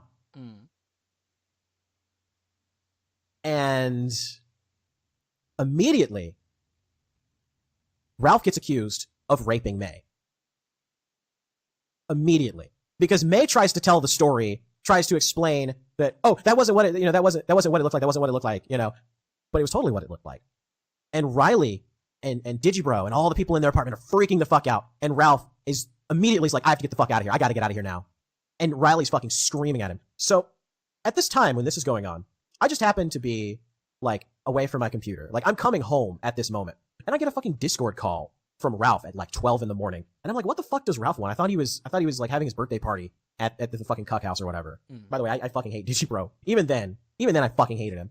I hated him for a long fucking time. So I get this call from Ralph, and I hear like fucking screaming on the other end of the phone. And I'm sitting there like, what the fuck is going on? And Ralph says, stay on the line. So I'm like, what the hell's going on? And I hear Digibro like wailing, just fucking wailing, like, oh, on the front lawn, kicking and fucking screaming. I hear Riley shouting over the phone, did you rape May? Did you rape May? Damn. I get the story later. And this is what I've been able to piece together of the events. So Ralph and May were fooling around. They got walked in on by Riley, I believe. May tried to play it off to try to protect herself, which made Riley think that Ralph was trying to force himself on May. Right. Ralph, when they started freaking out at him, tried to get the fuck out of there as quickly as possible. And Ralph, now let me tell you what happened. Ralph grabs Faith. And remember, Ralph is drunk and high and on all sorts of drugs at this point. So he literally grabs Faith and starts dragging her out of the fucking house. Right, because like when you're in a house full of people who are convinced that you're raping someone, what you then want to do is like give them the impression that you're also abducting them. Right. So he fucking drags her out, grabs her so hard that she gets bruised. She kind of starts fighting because she doesn't know what the fuck's going on. She's like, you're hurting me. What are you, Ralph, stop. What are you doing? And literally grabbed her by the fucking neck and said, flat out, told her to shut the fuck up. We have to get the fuck out of here. His pregnant girlfriend, pregnant fucking girlfriend, drags her to the fucking car, literally fucking forces her into the vehicle. By this time, Digibro was on the front lawn screaming and wailing and just losing his shit because he's, number one, Digibro's high as fuck. Yeah, I was going to say, like here's the thing, too, but like for the audience who's confused, why is no one calling the police? Oh, there's a good reason why no one's calling the police. Because everybody's on drugs. Yeah, they don't want the police there. They don't want the police attending this domicile. So by the time that Ralph calls me, he's already shoved Faith into the car. He's yelling with Riley, and for some reason, see, Ralph thinks that something's going to happen, so he calls me to be a witness to this shit show so that I could overhear the moment that Riley like decks him in the face or somebody like kills the other person. And so I'm sitting here like, I have no idea what's fucking going on. I had just gotten home and I'm like trying to run to my computer to like get to fucking Discord and get on so I can like record whatever the fuck is going on. But it ended before I even got to my fucking computer. So I'm listening to this happen and just losing my fucking mind. I'm like, Ralph, what the fuck is going on? I had no idea it was this bad. I really had no fucking idea. So Ralph gets into his car and tries to leave, but Riley fucking stops him and stands in front of it and is screaming like, you're gonna have to run me over. You're gonna have to run me over. Did you rape May? Did you rape May? At some point, Ralph managed to somehow talk Riley down and convince him that he was just seeing things, that wasn't what was going on. Hang on, how many times did he have to say fuck you bitch before Riley was convinced? Oh, he did actually say "fuck you, bitch" at the beginning of it. He actually did say that. God, he's so fucking. Because when they were yelling at each other, Riley was like confronting me. He's like, "Did you rape me? Did you rape me?" Ralph was like, "You better get the fuck out of my way. You better get the fuck out of my way. Like, I'm gonna move you out of my fucking way. Fuck you, bitch." You know, shit like that. So, and threatening that he was gonna fucking run him over if he didn't move. So and then eventually he de-escalated it some fucking how, because they keep talking, and then eventually, like, I think Riley comes down from his like drug state a little bit and starts to kind of be more chill. And they start having this conversation. He's like, no, that's not what happened. That's totally not what happened at all. You're just seeing things. You're just crazy. Digibro's still fucking wailing in the background. And eventually he gets Riley to move out of the front of his car. And when Riley does, Ralph fucking peels out. He fucking slams on the gas, turns out. By the way, Faith was not wearing her seatbelt yet at this moment, was trying to figure out what the fuck was going on. And Ralph fucking turns and peels out of the cul-de-sac, or like the little area. I was believing him up until he said that. How does he know that Faith did not have her seatbelt on? He said it was a Discord call. How does he know that she doesn't have her seatbelt on? Yeah. And what happens is it slams Faith against the side of the fucking car door. And it's lucky the fucking door didn't break open because she would have fallen out of the fucking car. And Ralph drives drunk, high, and drugged all the way back to Richmond from Virginia Beach. We listened to all that. There's a couple. I'll play this. Yeah, the May and Alice stuff. So Ralph decided that he really loves sequels. And so he decided to try the same trick that he tried with Faith with Alice. So he sent May to kind of strike up a conversation with her and try to convince her to join them in a polyamorous relationship. Because that's what Ralph always does. He always sends May in first to try to like strike up the conversation. And see, I don't know if May really was, because May told Alice that she was thinking of leaving Ralph and getting away. But I don't know how truthful that was, or if that was just to like lower Alice's defenses, to like lure her in, to make her think that she's sharing with me this like deep secret, so I should trust her. And eventually got Alice face to face with Ralph, and where Ralph decided to shove his chode in her face. That's consistent with how like female groomers work. Is like when there was a case that was really famous in Canada where a guy sends out his girlfriend to abduct a little girl, and because she's a woman and children trust women more, she just walks up and says like, "Hey, you want to go see a puppy?" And she's like, "Sure." And she holds her hand and she takes her to this van so that her boyfriend can rape this child. So when there are female accomplices to like sadists, like sexual sadists, that's usually how it works. So I don't know if Gator is smart enough to know that, to make up details like that, or, I mean, I can believe it. May is like a fucking weirdo. I mentioned it before, the Fatal Attraction thing. Ralph is definitely someone who thinks that he deserves sex with whoever he wants, and May is someone who apparently feels gratified by hooking these things up, so I can kind of believe it. Yeah, you're right. Chat's right. May is acting exactly like Ghislaine Maxwell. She would go out and find the females and talk to them for Ralph. She's has a pattern. And then would bring them back for Ralph to fuck. She has a pattern. With Faith, with Alice, come on. Once is a fluke, but twice is definitely a pattern. That woman is the least convincing. That's like a troon falsetto. Why does Rand have a troon on his podcast, his Nazi anime podcast? Very strange. Very strange, chat. Very strange. So there you go. That's the Gator story. And Ralph hears this, and not to be undid, he trots the horse out to recount her side of the story live. By the Go way, ahead, Pantsu. Bro. Even then. Can you be heard? I can be heard. Yeah, go ahead. What do you say to this preposterous story being told? It's really creepy hearing Gator recount it, because you can tell he's like fantasized about it and changed aspects of the story. It's just really creepy. You could tell he's totally jealous too. Just tell yours what happened. Okay. Well, you came over and we probably weren't even going to go do anything, but I like really wanted to fuck you. That is vile. Go ahead. Just tell the story. Just tell the story. From the very beginning? Just tell the story. Okay. Just tell whatever you want. Here, well, you were going to come over and hang out with us. And I was at that time living with Digi, Riley, his fucking weird autistic girlfriend that he's now whoring out on like OnlyFans. And whatever the fucking faggot bird is, right? So they were all there. And you brought over your ex too. And that was the night that you found out that I think she was pregnant, right? Yes. So it was kind of like a very awkward encounter, and everybody there was like on acid too at this time. I was not. No, neither of us did acid. And not bullshitting. That's not just me saying No. that. I wasn't.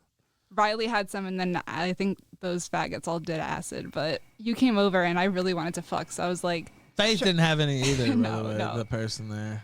Anyway, go ahead. yeah. So we went away in your car, and we like did the deed, and we came back, and you fucked me so good that like, I don't know, Riley said Oh my something God, like this is really kind fucking of that awful. pissed me off about my relationship with Digi, and I just like got really mad and like left the house and went on a walk. And then I think everybody came and found me, and I just like told everybody that I fucked you because I don't know, I felt really guilty. And then there was some kind of like weird telephone game, and Riley like somehow thought that you raped me, and he started like accosting you, and it turned into like this fucking fight. And you and Faith were in the car, and he was like just yelling at you, like screaming at you, and like not letting you leave.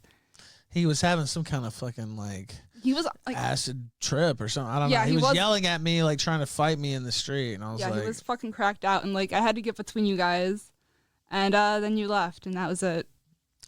yeah. So that's the story. And it's one of those things where, yeah, it wouldn't be public, but I don't care. Like, it's whatever. I've talked about my life openly anyway. Like, it's not even a got you. Like, you got. I believe Those are just them making shit up. on that story. I think that what happened is Ralph May wanted to cheat on Digibro because she is a demon and wants to inflict suffering and cruelty into this realm from Satan's lair. And so she hooks up with this tranny, this retard anime autist, and grooms him into being a tranny. And then when she's done inflicting agony into him, she decides, I'm going to latch on to this other retard, and I'm going to cheat when I do it. And so Ralph has found out day one that his girlfriend, his current 18-year-old girlfriend, is pregnant with his child. And they're going to this acid crack house. And May has already made up their mind, and there's a meeting of the minds between May and Ralph that they're going to have sex because Ralph is a horny pig monster, and May is a demon that wants to cheat because it's funny to her. So they meet up and they do the deed, and May is now sticky with gunt sweat. She is coomed in, and she is absorbing. She is emitting evil into the atmosphere around her, and this makes the occupants of the dwelling that she is next to feel uncomfortable. And since they're on acid and they're more in tune with the spiritual, her evil aura is causing them to trip bad. And Riley thinks there is something up, and I believe the rest of the story, that there is like accusations of rape and shit that is going on. And Ralph freaks out and he's like, if I get killed here right now by these cracked out fiends, I need there to be evidence. And he turns to his most trusted friend, Gator, and turns on Discord and calls him, just so that there is a witness in case May and Ralph are murdered there. Gator will be able to assist the police in identifying his attackers in any way possible. But thankfully, for absolutely nobody, Ralph and Faith make an escape. And Gator just kind of fills in the gaps in his mind because Gator is an unreliable narrator to his own life. If he were to try and recall a story to you that he experienced firsthand that was a significant turning point in his life, he would not be able to recall it with even 50% accuracy. So that is what I've come to as a fair and impartial moderator in this issue. That is what I believe to be true. So, yeah, American Psycho Cell, exactly. So to round off the Gunt news, the other update is that we have found out why Ralph has moved. There is a civil court case against him from the guy who had... Okay, a couple months ago, Ralph went to D.C. and he got T-boned. He was at an intersection and his passenger side of the car was smashed the fuck in. And he got T-boned at an intersection. He was found at fault. And I remember this very clearly because he went on Twitter and said, my fucking insurance payout was so big, I just bought myself a new car. Sweet. And everyone was like, that's not how insurance works. And now months later, he's being sued by the person who hit him because he was, again, found at fault. And I assume that there is some long-term physical health issue that he has as a result of being in this car accident. Because, you know... car accident, Ralph walked away with just bruising up and down his body. But you know, car accidents are like very chaotic. Here's a fun fact.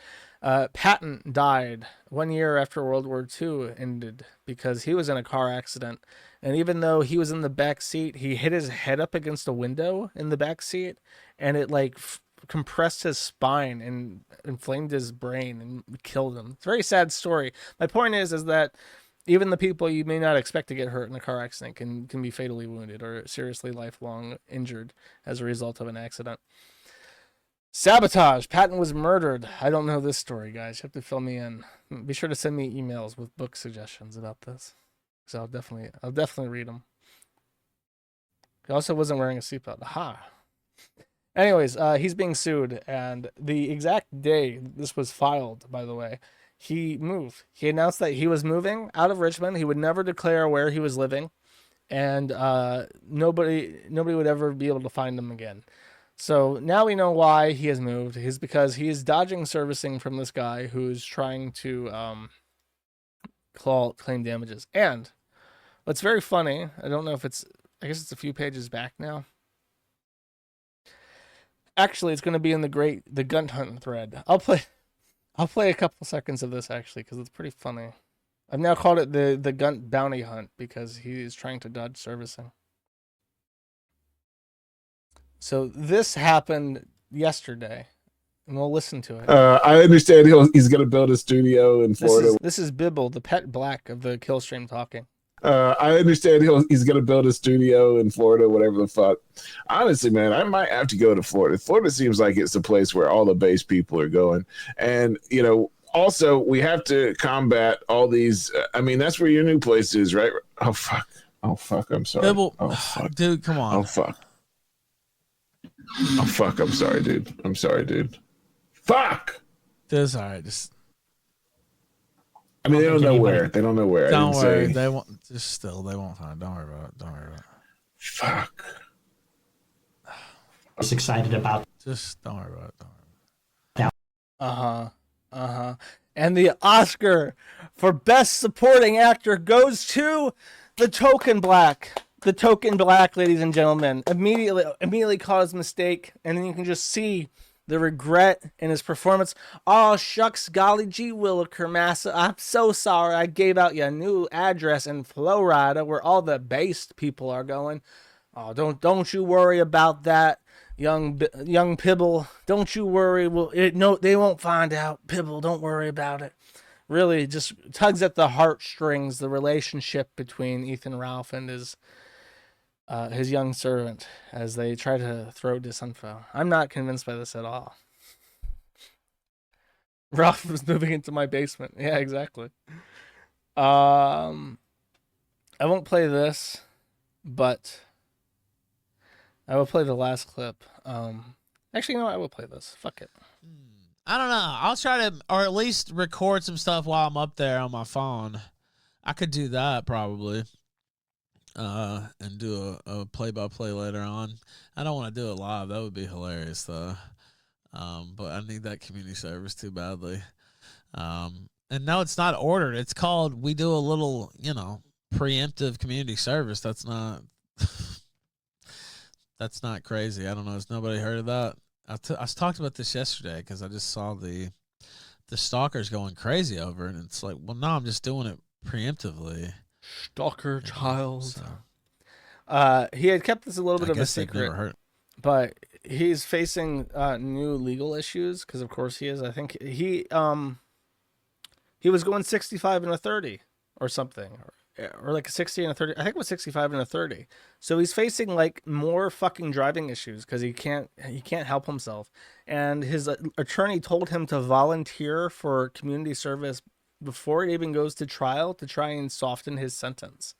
So now Ethan Ralph, the gunted man, is wearing a high-vis vest jacket on the side of the road in Virginia with one of those pokey sticks, literally sweeping it up for the state of Virginia so that he can hopefully reduce his sentence by the time it goes to trial.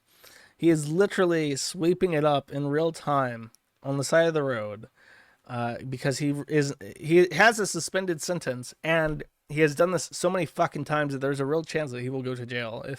So his attorney told him, just subscribe to community service. By the way, you might have noticed that the title of that episode was Josh Moon's Long Lost Dad Located, and it was a real letdown. He announced that this guy was my dad, but I thought everyone knew that Critical was my dad. I thought I've talked about that before. I thought he had talked about that before. I don't really watch his content, but I thought everyone knew about it. No. This was his teaser. You ready? Oh, he's playing music. It's a big deal.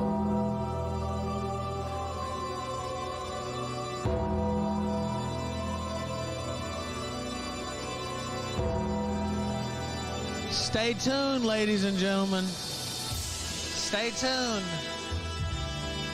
Oh, is this the untake? He really does think he's like a wrestling star. I will say this. I have not seen my dad since I was before like 5 years old. I literally cannot tell you what he looks like. If you showed me a picture of him, I would not be able to tell you with any certainty more than a normal person, just like comparing how someone looks to how I look, if someone is my dad or not. So there is like no shame in this. There is no own. I don't know him. I literally don't know him. I don't care.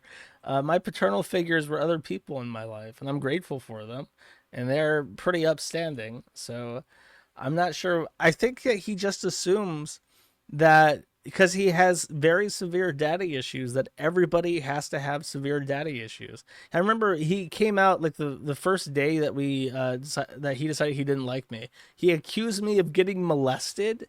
And it's like, bro, I don't know what the fuck has happened in your life, but considering how often he projects everything at other people, it must be some pretty dark shit. If he thinks that like a picture of a guy that I am related to, but I have not seen, would negatively affect me.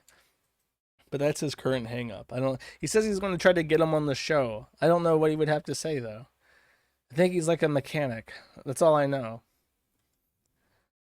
Or maybe Critical will adopt me. I think Critical is younger than me, but that's okay. It's 2022. We don't ask questions about age anymore. Pull up a picture of dead Ronnie. I don't keep pictures of random people's dads on my computer, so I can't. I can pull. Now, if you wanted me to pull up a picture of Barb, I do happen to have this on hand, ready to go for just such an occasion.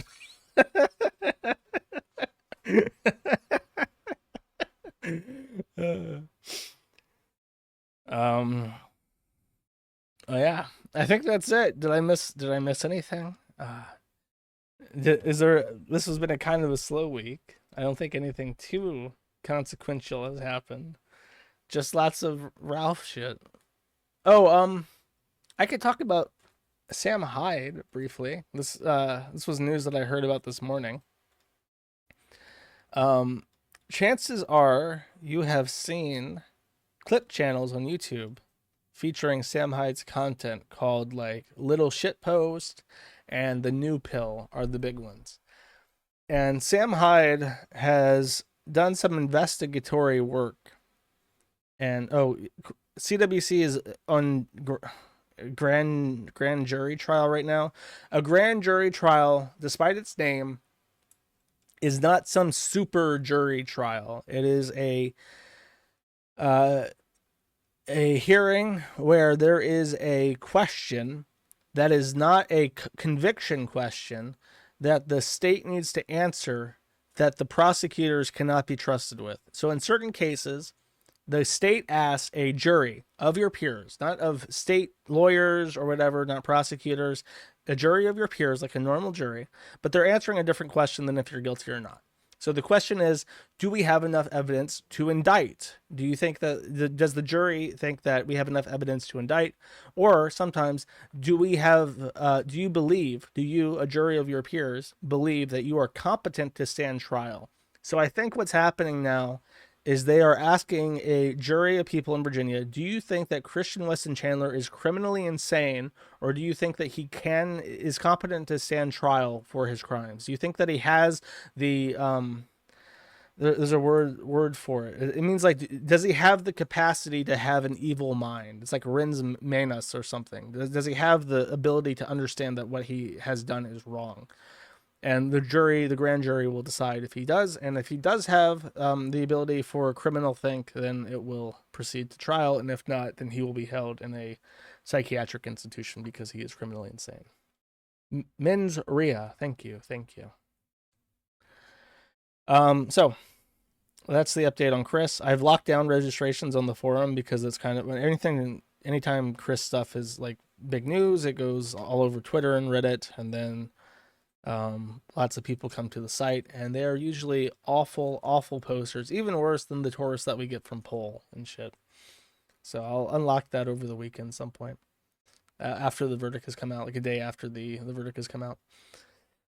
And as I mentioned, Sam Hyde in his clip channels, he has decided that he somehow come up with the number $30,000 a month. He estimates that there is $30,000 a month of ad revenue on YouTube for content which he has created, which clip channels have taken and uploaded and monetized on their own. So he has swung his dick around and told Little Shitpost and The New Pill, which are the two largest channels that clip MDE content, that they're either going to give their channels over to Sam Hyde and accept a payment system, or he is going to use the content ID system on YouTube to claim their content and their ad revenue. And Little Shitpost has accepted the offer of something like $4,000 a month, or 20% of the ad rev, whichever is higher. And the New Pill has not accepted that offer. So I don't know what the plan is with that is. I assume that he's going to try to content ID it, and the New Pill will just fight it. And I think that this is a bad idea. And I'll do my spiel, and then I'm kind of curious how my audience feels about this as well, because I know many people listening are probably fans of Sam Hyde and MDE. I definitely like a lot of the things that I've seen from him. I don't like a lot of his intentional comedy work, and I think that his podcast is kind of shit. But there is some funny stuff. Like, everyone's a big fan of that car salesman guy, and I like him too, and I think that they do a good podcast together. But whenever he's on the podcast with his fucking sycophants who suck his asshole like Bic lighter, they are just the worst, most unfunny, most uninsightful people ever. And I do not understand, besides the fact that they fillet his anus on the reg, why he keeps them around and why he puts them in front of his audience, because they are just so fucking insipid. And I have no interest in like his edited content, like Hyde Wars. What I've seen of that, I didn't like. And his insistence on paywalling his podcast, which is ostensibly the most interesting thing that he does, even though it's the most low effort. It's like, this is why people do podcasts. The podcast formula is very successful because it is relatively low effort and high reward. It's very engaging. People like podcasts. They like long form entertainment these days. 2 to 3 hours of, consistent quality once a week. That's what people want. And they have their lineup of shows. And the fact that he like paywalls this is a bit bizarre. It's like, you should be putting this out there and then using merchandise like most people do, and then using your Gumroad as a way to, fund your more expensive endeavors, but to get your name out there some other way. And attacking his clip channels seems like a genuine blunder. I really don't understand. He said that he tried to give them an affiliate code and then see if he could convert people watching the New Pill and Little Shit Posts to Gumroad subscribers. And in 1 month, he said that he got about $700 of new subscribers, but that's after a 20% affiliate cut for those channels. So it's like $900. He says there are $30,000 of monthly revenue from advertisers. And in 1 month, $900 of that converted to Gumroad subscribers. So I don't know. He's unsatisfied with that because it's not fast enough, I guess, because it would take, at that rate, it would take 30 months to get all that. If it was consistent, it would take that much to convert it to Gumroad stuff. So he's decided to just buy it out. And my thought with that is like he's already lost channels to YouTube. They'll just ban him because they don't like him. So I'm curious, like, is it going to be a thing where he monetizes this channel, he gets the money for the ad revenue, and then he gets banned, and he just ruins that Little Shitpost channel, and he loses one of his platforms on YouTube? And in addition to that, in regards to the New Pill specifically, I feel that the New Pill's content is very transformative. Because what happens is that he puts out these multi-hour long podcasts, and many of them are utter dog shit because they're anyone besides Roquefort in them, which I remembered his name. Roquefort is the guy that sells cars. If they don't have Roquefort in them, then they're utter shit. So clipping out anything funny out of those other episodes is an actual job.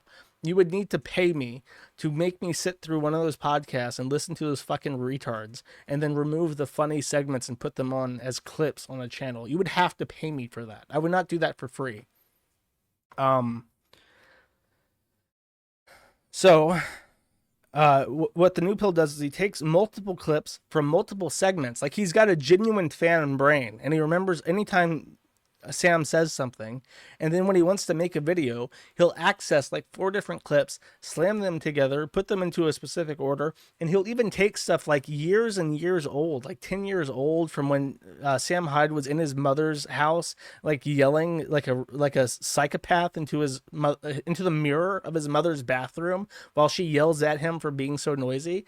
Like, he has all that material on hand in his brain library, and he makes something out of all of that that's completely derived and distinguished from Sam's actual content. So I think that's fair use. I think that if he did try to claim that shit, the New Pill would be completely in his right to fight it all the way to court. And I think he would win because it is transformative. And it's like, that's not a relationship. You should not be thinking about suing your fans, is my point. You should not be threatening to sue the guy who has the big brain library of everything that you've ever said because he loves you that much.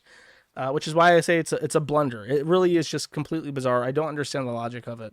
I don't know if it's greed or what. I don't know. I could be wrong, but that's my take on it.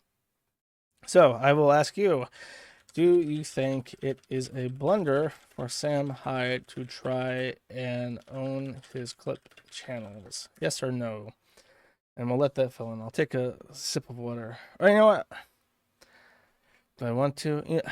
You know what? I'm gonna go get a drink of water, and I'm gonna let that poll play, and I'm gonna play some nice African American music for 1 minute as I do this. Give me a second. A nice little interlude before I get to my shilling. Up the dude at the promo dub, big that tongue, motherfucker. Big new cop like the promo, motherfucker. Okay, I'm comfy. I got my water. Everything's cool, Chad. Everything is cool. Let's see what the poll says. Do you think it is a blunder for Sam Hyde to try and own his clip channels? 1,000 votes, 82% agree with me and say yes, it is a blunder. But very biased. I did force you to listen to my spiel before I forced you allowed you to vote. Handbook of Hate Memes. I did that on the Gumroad. Speaking of Gumroad, as my thank you for this month, is about, I think, like 3 hours long. It was pretty fucking long. Did you piss in the sink? No. Why would I do that? Must be. the Baked Alaska trial. That's right. You're right.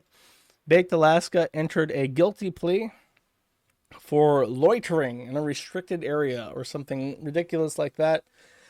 I think it has a maximum sentence of 6 months, and part of his plea agreement is that he will allow federal prosecutors to look at his phones and other devices and his social media, to try and find evidence, part of their cooperation agreement. A lot of people read into that pretty heavily and said, like, that's proof that Baked is like an informant, and it is pretty sussy baka. However, the cooperation paragraph was very skint compared to other plea deals, which are much more involved and are much more clear that you will like cooperate fully to help the police identify people. However, they don't really need Baked Alaska to agree to anything for him to be a federal asset, because Baked Alaska's video footage from the perspective of the protests caught on film hundreds of people who were at that protest, like their faces, what they were wearing, how tall they are. Like Baked Alaska's IP2 footage of being inside the Capitol building has led to hundreds of convictions at this point. I'm sure of it, or at least arrests or identified suspects. Like he's already done. If he was working for the federal government, he literally could not have done a better job at it, because he went in there. He had a alibi for recording.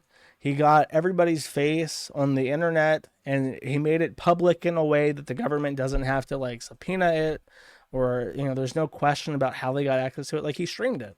So if he was a federal asset, he already did his fucking job months and months. He did his job that day that it happened, on January 6th. So I can believe that they're giving him a light sentence just because he was so retarded that he does more good for the federal government to be out there than to be in jail, just based on his track record. I mean, literal FBI agents did not do as good a job at identifying January 6th protesters as Baked Alaska did. So bravo, Baked. And now he runs this power chat, and all these fucking Nick Fuentes people are running their credit card details and billing address information in through it. Really, he just is a gift that keeps on giving to our brave men and women of the law enforcement agencies of our federal government. Just a tard, yeah. Like I said, he's better. He is a better asset, even off payroll, as a free man with his fucking webcam turned on. Troon Lawyer, I'll save that. I'll save that for later, because that's a developing thing. Weight loss update. I am at 110.6. Though I'll probably won't lose weight this week or the next week, because I'm busy. I don't have time to cook, unfortunately.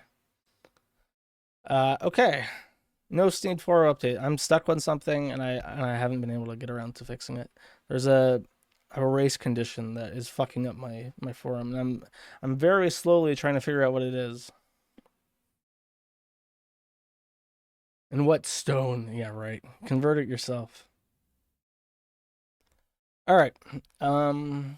Race condition means that two things have to execute in a specific order, and when they don't execute in the specific order, it breaks the application in unexpected ways. It's like 40 kilos overweight. Yes, it was twice as much before, but after a while, it has been going down. I don't know. I explain this every time, and people are still like, oh my god. Well, unless I take a fucking axe and a machete and I just start carving myself like a Thanksgiving Day turkey, it literally will not come off any faster, and I don't need it to. All right, it is time. It is time to chill, boys and girls. We have completely decimated the monthly goal for this month, which is extraordinary. I'm very happy. Thank you for everyone involved in supporting the show or whatever. That sounds very sarcastic, but I mean it. I've been very busy this month, and the money is helping out extraordinarily. So thank you very much. I will get to the super chats now. If you want to stay around, I appreciate it. People seem to like the super chat so far, because it's not. It would be different if I liked anime. If I liked anime, every super chat would be like, "Hey Josh, what do you think of Oshoji no Chubuwa?" And I'd be like, "Oh my god, the way that Shinji Gakaru was in that on season 2, I almost cried. It was so amazing. Every time Boku Tuaru puts out another one of these Oshinjis, I'm just thinking like, holy shit, that's fucking that you don't see that in the West anymore." Whatever, fuck it. Or Warhammer. Josh, what's your favorite Necron? I don't fucking know. I like the robot one. I like it when I take my robots and I paint them. I like to paint my robots. It makes me happy. It really soothes me when I paint my robots. Anyways, Max for $5. Hey dude, long time listener. These streams are a highlight of my week. Did you ever watch the Jesus chat line back in the day or the Ark? Maybe they'd give you some laughs. Take it easy, man. Keep it up. Glad you like the streams. No, I have never heard of the Jesus chat line or the Ark. I apologize. There's some like shows that had prank calls and shit. True Capitalist Radio was the first one of those that I ever got into. Anonymous for 10 tweets or says, very funny joke. No, come to Hawaii, best state in the union. I could not think of a single state besides like Washington D.C. maybe that I would rather go to less than Hawaii. What a fucking, literally like a volcano island in the middle of the Pacific with no guns and tropical heat. Fuck that. Anonymous for 1 says, actually, they hasn't been used as a singular before a push by postmodernists in the 90s. The Shakespeare example is only one because the dude invented words all the time and talked about a non-human. So what you mean to say is that, yes, Shakespeare did use it, but it wasn't common until the gender stuff. Yeah, I know. I realize that. Singular they is a thing, though. It was still around for many decades, and other words that Shakespeare invented are like eyeball. We use a ton of Shakespearean words all the time. Hacks Elite for 5 says, Sigma Rule 51, don't spend time with your newborn daughter, holler at e-celebs, and have sex with prostitutes. There's a lot of Sigma rules that you could come up with around Ralph. Sigma Rule, when you are accused of rape, grab the nearest hoe and shove her into your car. Then drive away very quickly. Toilet Duck for 5 says, I would like to see more bad video game videos. It would be a great feature for the Gumroad. Would you consider giving us a tour of Blockland? Quack. I found, speaking of, I'll show this real quick. If I still have it. I do not have it. Fuck. I found old code from Blockland for my zombie mod. And I shared that with someone recently. It's in C# derivative torque script. But I can't play video games until soon. I don't know when. Like I said, it's probably early 2023 that I'll be able to play games again.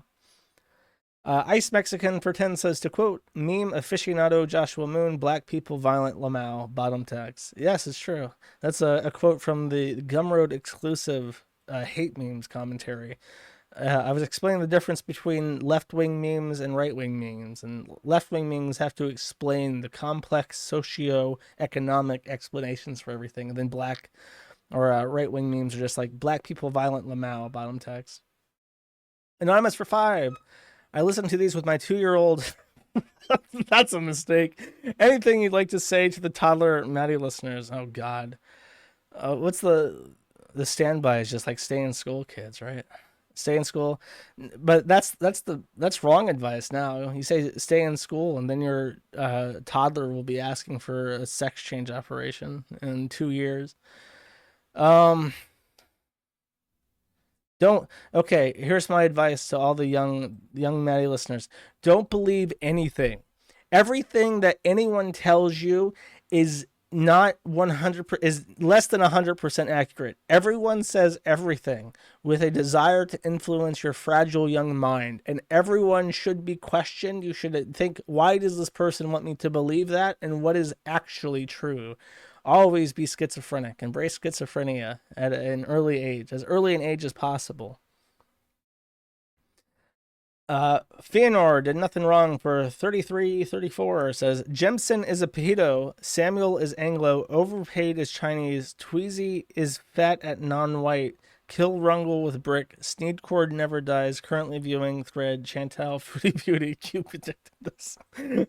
That's like it's like a QN post, but in the style of my Discord, which apparently lives on in the memories of everyone there. KF Roxanne Wolf for 20 says, bark, bark, oink, oink, rage, pig, seeds, slobber, mutt, sneeds, yif, yif, moo, moo, take my shuckles, you're a Jew.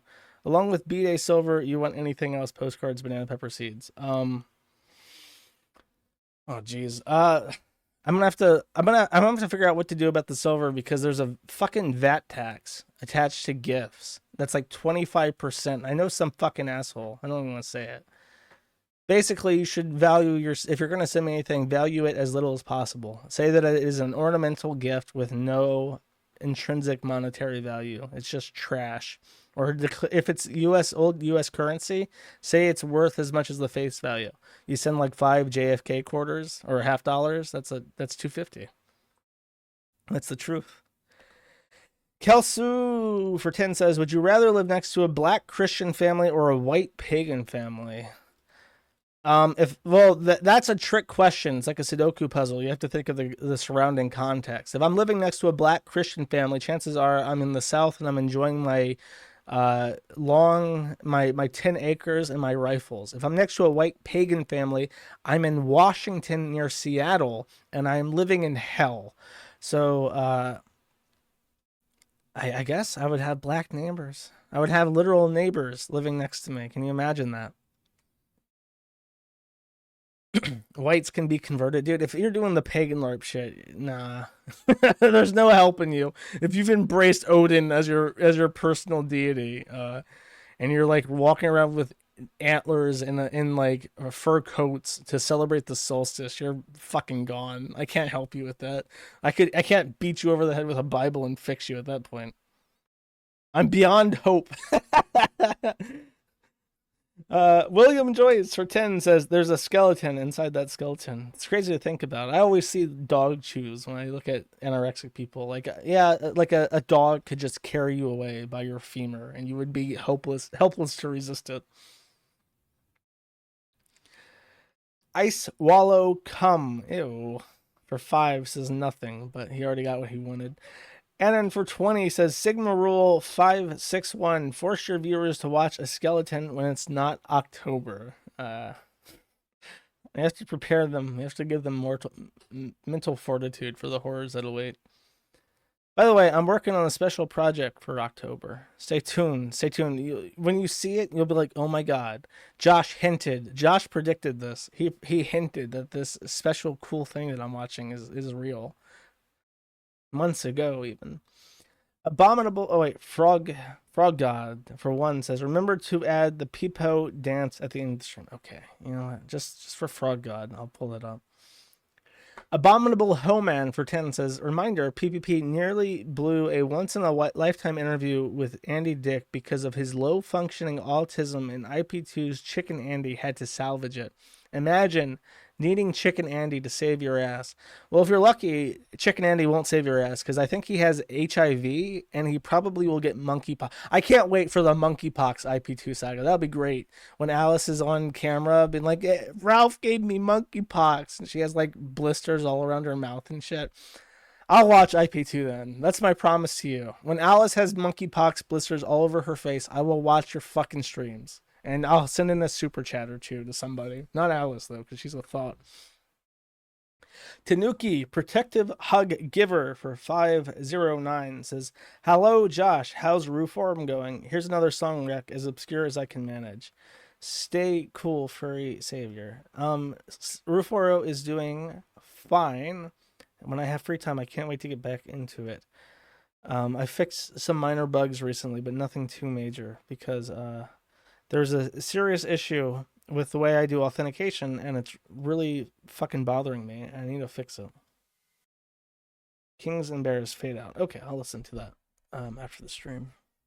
Nigger's tongue... Oh, wait, I fucked that up. Tigger's nunge my anus for 5 says, Josh, you should be a cop. They encourage you to be fat.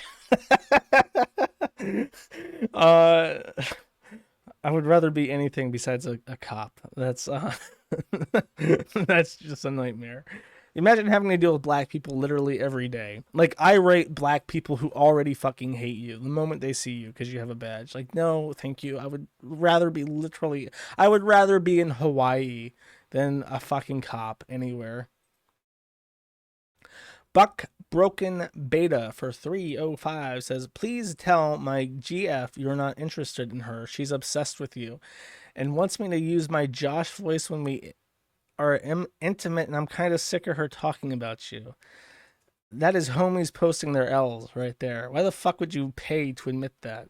That's why she's interested in me, because you're pay picking me when she's like obsessed with me. You have to pull an Ethan Ralph at this point, grab her by the throat and throw her in her car and drive away like as recklessly as possible. You need to reestablish dominance at this point. Fligu for one says B2 ga gum b goo go fligu go. I'm not reading. For $1, that's all you get. I was thinking maybe you were doing the black people speak, but you're doing fligu gigu, and that's not acceptable for $1. Sonic the Italian for 2 says, how do you feel about eugenics, Josh? Eugenics can be pretty base. I mean, whether you like it or not, we're going to be eugenics. People are going to select artificially. They already are. There was a Chinese doctor who CRISPR'd a baby to fuck with its genes, and the baby was born, and nobody knows what happened to it because the government abducted the baby.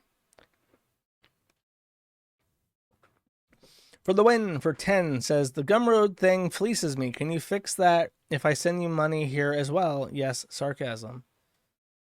Email me. If you're not getting what you paid for, you need to send me an email and tell me what's wrong, because you should be able to find everything under content on Mad the Internet. Just make sure that you're at the $5 supporter bundle if you're below that. Anonymous for 10 says, you're right about pro-abortion not caring about their existence. My ex was pro and she told me she wished she had been aborted so she wouldn't have to experience all her trauma growing up. It's fucked.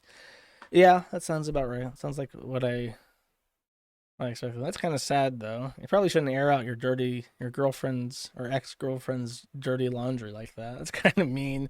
Yeah, my ex-girlfriend was super molested and she wanted to die. You're right, Josh. Like, thanks. I knew I was right before you sent me that and lowered the mirth level of my stream. Dantiok for 5 says, but no, what about my rape babies? We should have birth-capable humans who become rape victims to be able to abort their rapist baby.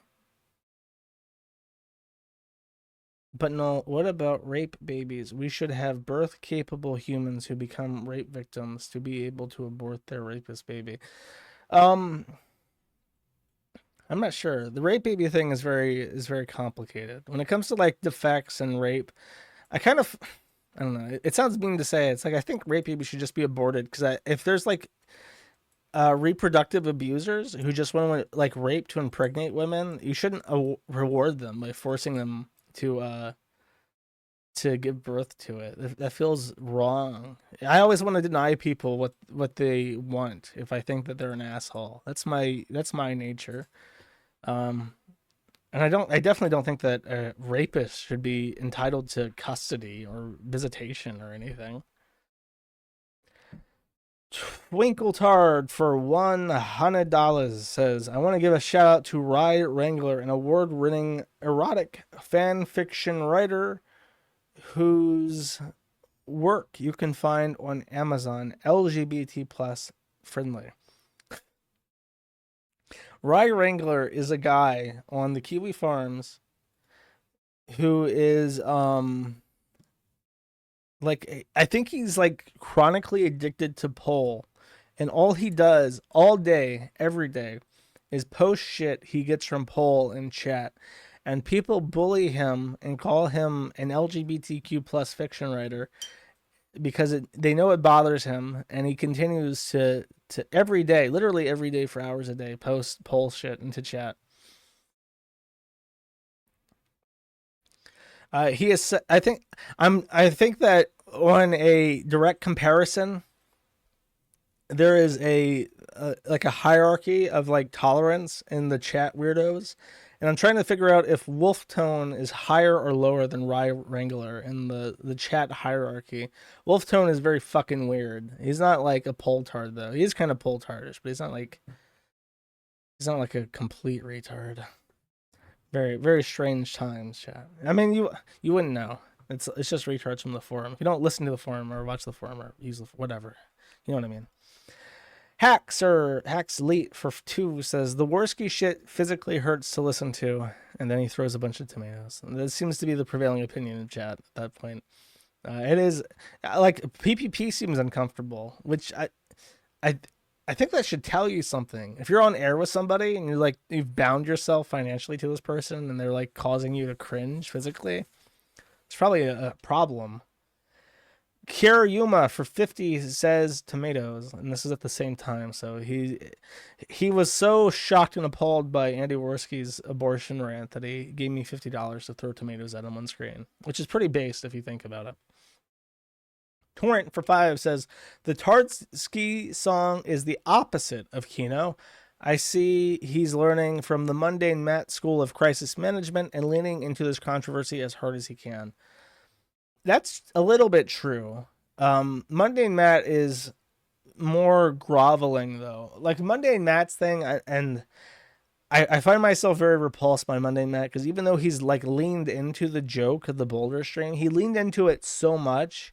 It's like pathetic again. He named his podcast Boulder Talk Radio and shit. And it's like, bro, you're naming your shit after like the biggest humiliation of your entire life. There's owning like the joke and like rolling with it, and then there's like eating it straight from the toilet and covering your face in the joke, and then walking around in public with the joke smeared on you, and debasing yourself endlessly. At some point, it stopped. People stop laughing at the joke because you've made it so awkward for everybody. Red Eyes Black Dragon for 10 says gray aliens are real. I have no comment to that. I'm not into the gray alien conspiracy theory. I have nothing to add. Dandy for 20 says, Josh, you've always reminded me of the character Brian Oblivion from the movie Videodrome. Also, shout out to the fuckers that outbidded me for the coins. Big ups, BP chat. I'm sorry you got outbidded. But I gotta hustle. I wish I had 6 coins, and maybe you wouldn't have been outbidded. And I've never seen Videodrome, so I can't opine how true that is. Chantal Olive Marie Soralt for 5 says, I wish I had more money to send you, but I spent my entire YouTube paycheck this month on Nader and Nashies. By the way, thanks for the Christmas card. No one's ever sent me one before. I bet you can fix me. Well, you're very welcome for the Christmas card. I'm not sure anyone can fix you, though. I apologize. Definitely not Nader, though. Good Lord. Have some self-respect, Chantal. Dantiok again for 5 says, can you fill me in on the deep Gunt lore? Why the hell is Ralph associated with Digibro and his degenerate colleagues to begin with? I mean, birds of a feather, but still. The answer to that question, Dantiok, is a guy called Dick Masterson. At some point, early into the Dick show, like within the first 200 episodes, he decided that he was going to get together what people called his whack pack. He was going to have people like me and Digibro and Ethan Ralph and Mr. Medicare. He was going to get like all these people together to talk about weird internet stories. The problem is that Digibro is extremely awkward and Ralph picks fights with everybody. And you can't really have these people together in the same room. It kind of falls apart. So literally, Ralph met Digibro's ex, May, through Dick Masterson, and more specifically through Riley, I think, who was Dick's producer at the time. However, I don't think Riley's associated with the Dick Show anymore because of literally everybody ever hates Riley. There is not a single good thing you can say about Riley, and Riley's little pee-pee gets hard when you talk shit about him because he's literally shorter than Ralph. He's like an inch shorter than Ralph. He's just like a Ralph, but not as confident. He's a Ralph that gets off on being humiliated, as opposed to a Ralph that becomes angry when he gets humiliated. Who is Riley? I just explained. Dainty Inferno for $100 with where was the depends on the race option on the abortion poll. It's always there in our hearts. It's always there in the heart of hearts. We all know. We all think it. It's like when you see a woman who's too close with her dog. You don't even have to say it. You just know. Ghost Politics for 5 says, "Oh no, oh god, it happened again. I soiled my wheelchair. Engineer, come here and clean it up." That's gross. I don't want to think about Ghost shitting himself. You know what? I was gonna help Ghost set up the Fediverse, and then and someone even said, "Josh, can you help Ghost set up the Fediverse?" And I said, "Sure." Ghost emailed me. I offered to set him up. I said, "But I'm gonna charge money for it." And then he said, "Okay, that's no problem." Never heard from him again. Which is the story of my fucking life when it comes to me trying to make an honest dollar, as opposed to I make more money just shekel dancing as opposed to actually trying to set up services for people. Anonymous for 10 says, "How long until the Gunt board surpasses the DSP board? Do you think Ralph will die before it happens? Has it not already?" Oh no! Wow, I didn't realize that board is so isolated. The DSP board, it's like so isolated from the rest of the site. They really hate that guy. It's always unpleasant when I go there because they're one of those people who are just like, they have no lines to cross when it comes to DSP. It's like, you should probably have some lines. You should have some limits to what you're willing to do to fuck with a retard. By the way, brief DSP update. They wanted this featured, but nobody would care except for DSP people.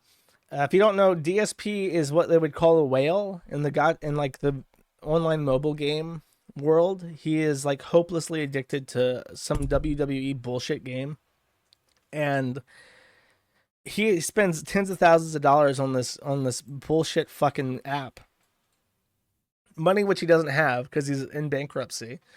And they caught him. He showed his phone screen on accident in his chair. Like, he put his phone in his chair and you could see the screen. You could see the fucking WWE game. So he claims, when he begs for money, that he's done playing this stupid fucking game. And the reality is that he definitely fucking still does, which is just crazy. Because it literally bankrupted him. Evan Ralph for 5 says, "Pantsu tried pulling the same thing with the special needs kidnapper. Her and Ralph tried to get sent to my prison. They got caught having sex in the car and claimed kidnapping to cover her ass. While they were trying to rescue poor Evan from the mental hospital that Ralph put him in, they ended up falling in love." That's a much sweeter story than the reality. Poor Ralph was just trying to rescue his retard brother, and he met the love of his life, and the mother of his child along the way, as opposed to going to a fucking drug house, a drug den, and to cheat on his already pregnant girlfriend with the girlfriend of a tranny. That's a much less wholesome Big Chungus story than the one that you posited. Matt for 2 says, "Josh, are you the true man who has gone his own way, Sigma male?" I'm not even a Sigma male. I already said I'm a Capricorn male. I've gone my own. I'm a man that goes my own way, going my own way. I'm Sigma than the most Sigma. Anonymous for 5 says, "Josh, when is with Christian go to the grand jury? Who will be possessed by the demon? At this point, the Gunt will go to jail or be dead, so who's next? Depends on who goes to see Ralph at his final moments.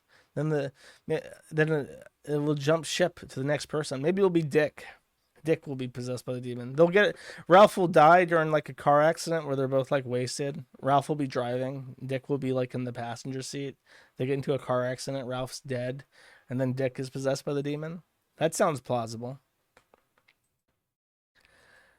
The Nolatoma for 25 says, "A bruise acquired while reading the forums of your blood enemy while driving, and you cause an accident that leaves you battered, sued, and ashamed." Yes, that's true. There's a very high probability that Ralph was rage driving while also playing on his phone reading the Kiwi Farms before he got to a terrible car accident.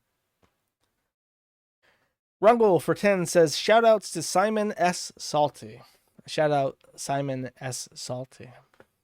Barb check for 2 says, Jammy, pull up that picture of Barb real quick, which I think is a reference to the bald guy, Joe Rogan. I wouldn't know for sure, though. Zod is your neighbor for 5 says, can't send more than this amount this time, but would appreciate if you could take the time to give Urbit a serious look. I believe it can solve our big I internet problem. Is this a cryptocurrency? It better not be. Your personal server, a decentralized personal server platform. I have heard of this before. I would suggest sending it to Crunklord, actually. Crunklord would take a serious look at this. And then if there's something that we can do to like help it or something. But I mean, the question that I see looking at this is, it's a software stack, a VM programming language and kernel designed to run software for an individual. Well, how do you make money doing this is the question. Because nobody's going to run this for free. They're not going to run shit because then people are just going to abuse it. And there's not going to be legitimate services on it. Unless there's like some sort of way to have like checks for it. Hack for crack for 666 says, are you unable to fly due to expenses, fear, or being served papers, etc.? Saigon is great. Would love you to fly over here. Cheaper than Eastern Europe. More comfy. Internet is good too. I just can't travel right now. It's not money, and I'm not afraid of being served paperwork in Ho Chi Minh City. It's just that I don't want to travel right now. I definitely don't want to meet up with people from the internet. That sounds like a good way to get killed, especially in Vietnam.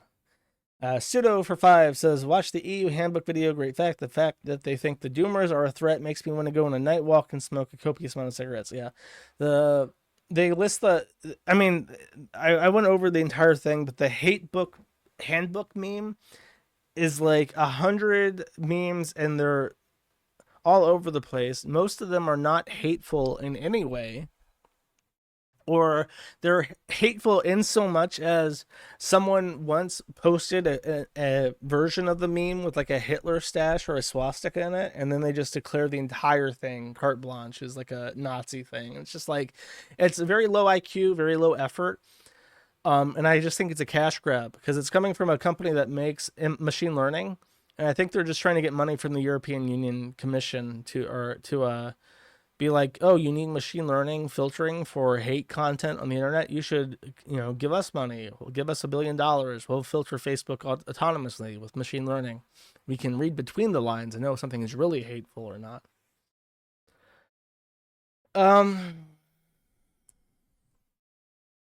Goy Boy for 5 says, I'm an hour behind because of work.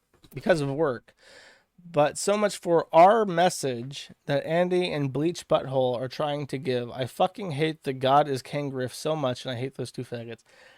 Yeah, I've mentioned this before, but like the whole Crisis King shit is so taxing, and I feel really bad for like genuine devout believers because there's that very famous speech, "If I were the devil," and it's like a pastor saying, "If I was the devil, I would put sex in music and I would get everyone addicted to drugs and I would fill the church with scandalous pedophile shit and all this stuff." And then at the end he just concludes, "If I was the devil, I would do exactly what I was doing right now," and hinting that the societal woes are direct works of the devil. And it's just like, if I was the devil, I would make the most prominent Christians people who are fucking retarded and embarrassing so that nobody would ever want to associate with them. And I think that's very effective.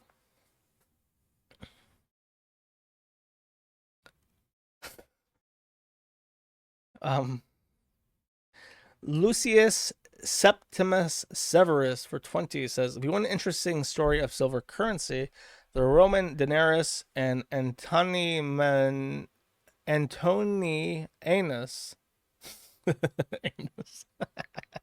Antonianus for their decline in purity following the crisis of the 3rd century is a good listen. Also watch Giro. I can pull this up real quick. There is a graph which explains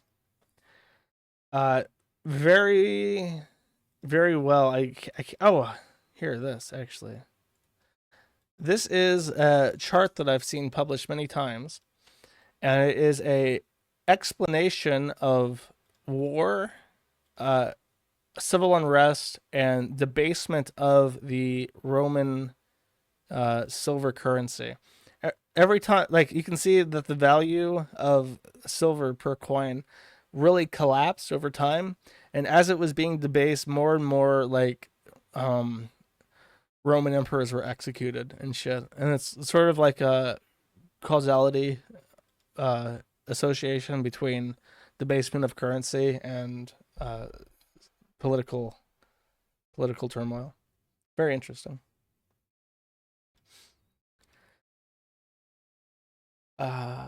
Baked Alaska is an NPC for $1. Says, the first time I heard of people lacking an internal monologue, I thought of Baked. I can't hate him because I genuinely can't conceptualize him as having a conscious thought. Unironically dumber than Rand. Whoa, buddy. Whoa, buddy. Let's not fling that kind of caliber of insult, okay? There are very few people I would say are less cognitive than Rand. He's fucking down there, man.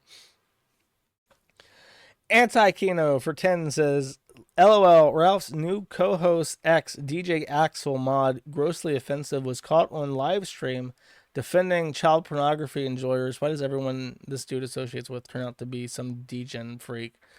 I don't know anything about that, so I can't comment, but I mean, who the fuck would associate with Ralph besides, like, people just trying, like completely principleless degenerates trying to bootstrap their own grift. That's all it is.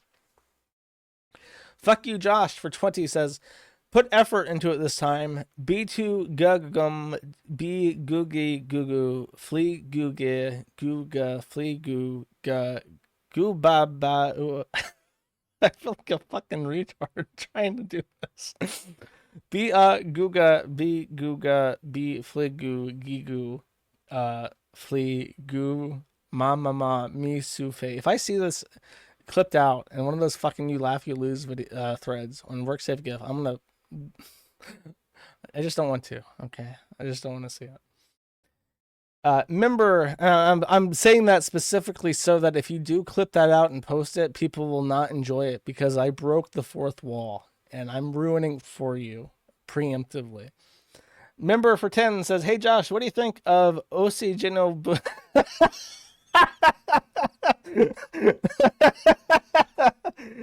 That's very good. Yeah, every time his Oshinjis really are just the best. I completely agree. My favorite anime by far. Mech Warrior for 5 says, money, take it, continue to make me laugh, bro. Thank you very much, Mech Warrior. And finally, Anonymous for 5 says, I support the Gumroad, but I don't know how to access new commentary videos because I'm a retard. Where can I find it? Keep up the great content. Go to the product, and then you should be able to find videos or something, and make sure that you're doing $5 a month. I think that's the minimum. You shouldn't be able to subscribe for less than $5 a month. Yeah. Okay. There you go, chat. I'm all done. I'm done with the grift. I can rest my vocal cords and call it a day. Day of hard work, like many of you at work, breaking your back. I'm there right along with you. I'm toiling in the coal mine with you, earning my pittance, so I can continue to run my site. 163% is nice. Yes, it is very nice. It's very nice. I hope it lasts for as long as it can. Apparently, PPP lost his donation alerts. I don't know what the fuck the story is with that. But Allahu Akbar. I know what.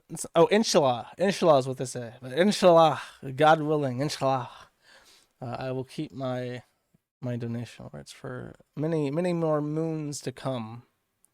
Because that shit's expensive. Chat. 3-hour stream. Nah, not today. Not today. I can't inflate it anymore. All right. Well, guys, thank you for sticking through the super chat segment. Thank you for watching. Thank you to everyone who is on the Gumroad. I will see you next Thursday.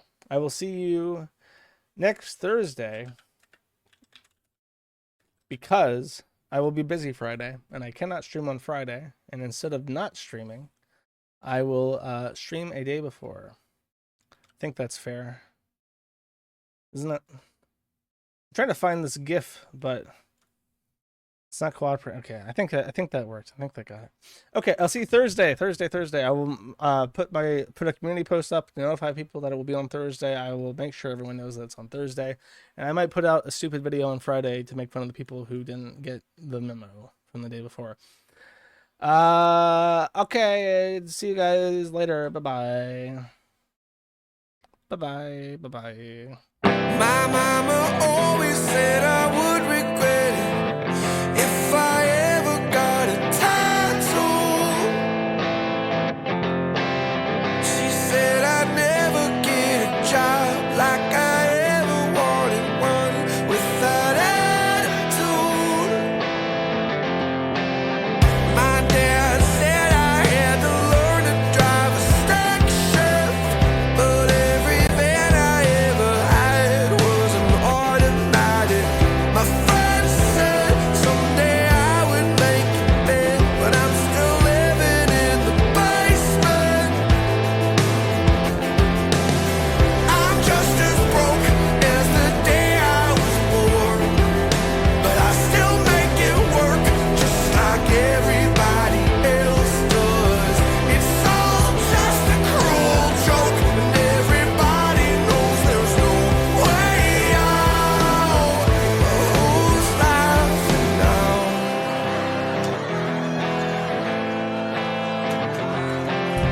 The TV said that I would never get a girlfriend unless I had a six-pack and smoked cigarettes. Well, I've got a couple extra pounds and the hottest girl in town. She don't mind having a little more of me to go around. I'm just as broke as the day I was born, but I still make it work just like everybody else does. It's all just a cruel joke, and everybody knows there's no way out. Well, who's laughing now? Who's laughing now? Who's laughing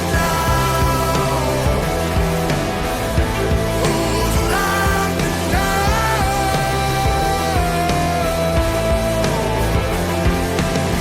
The preacher told me this was only just a pipe dream, and I've been burning both ends 7 days a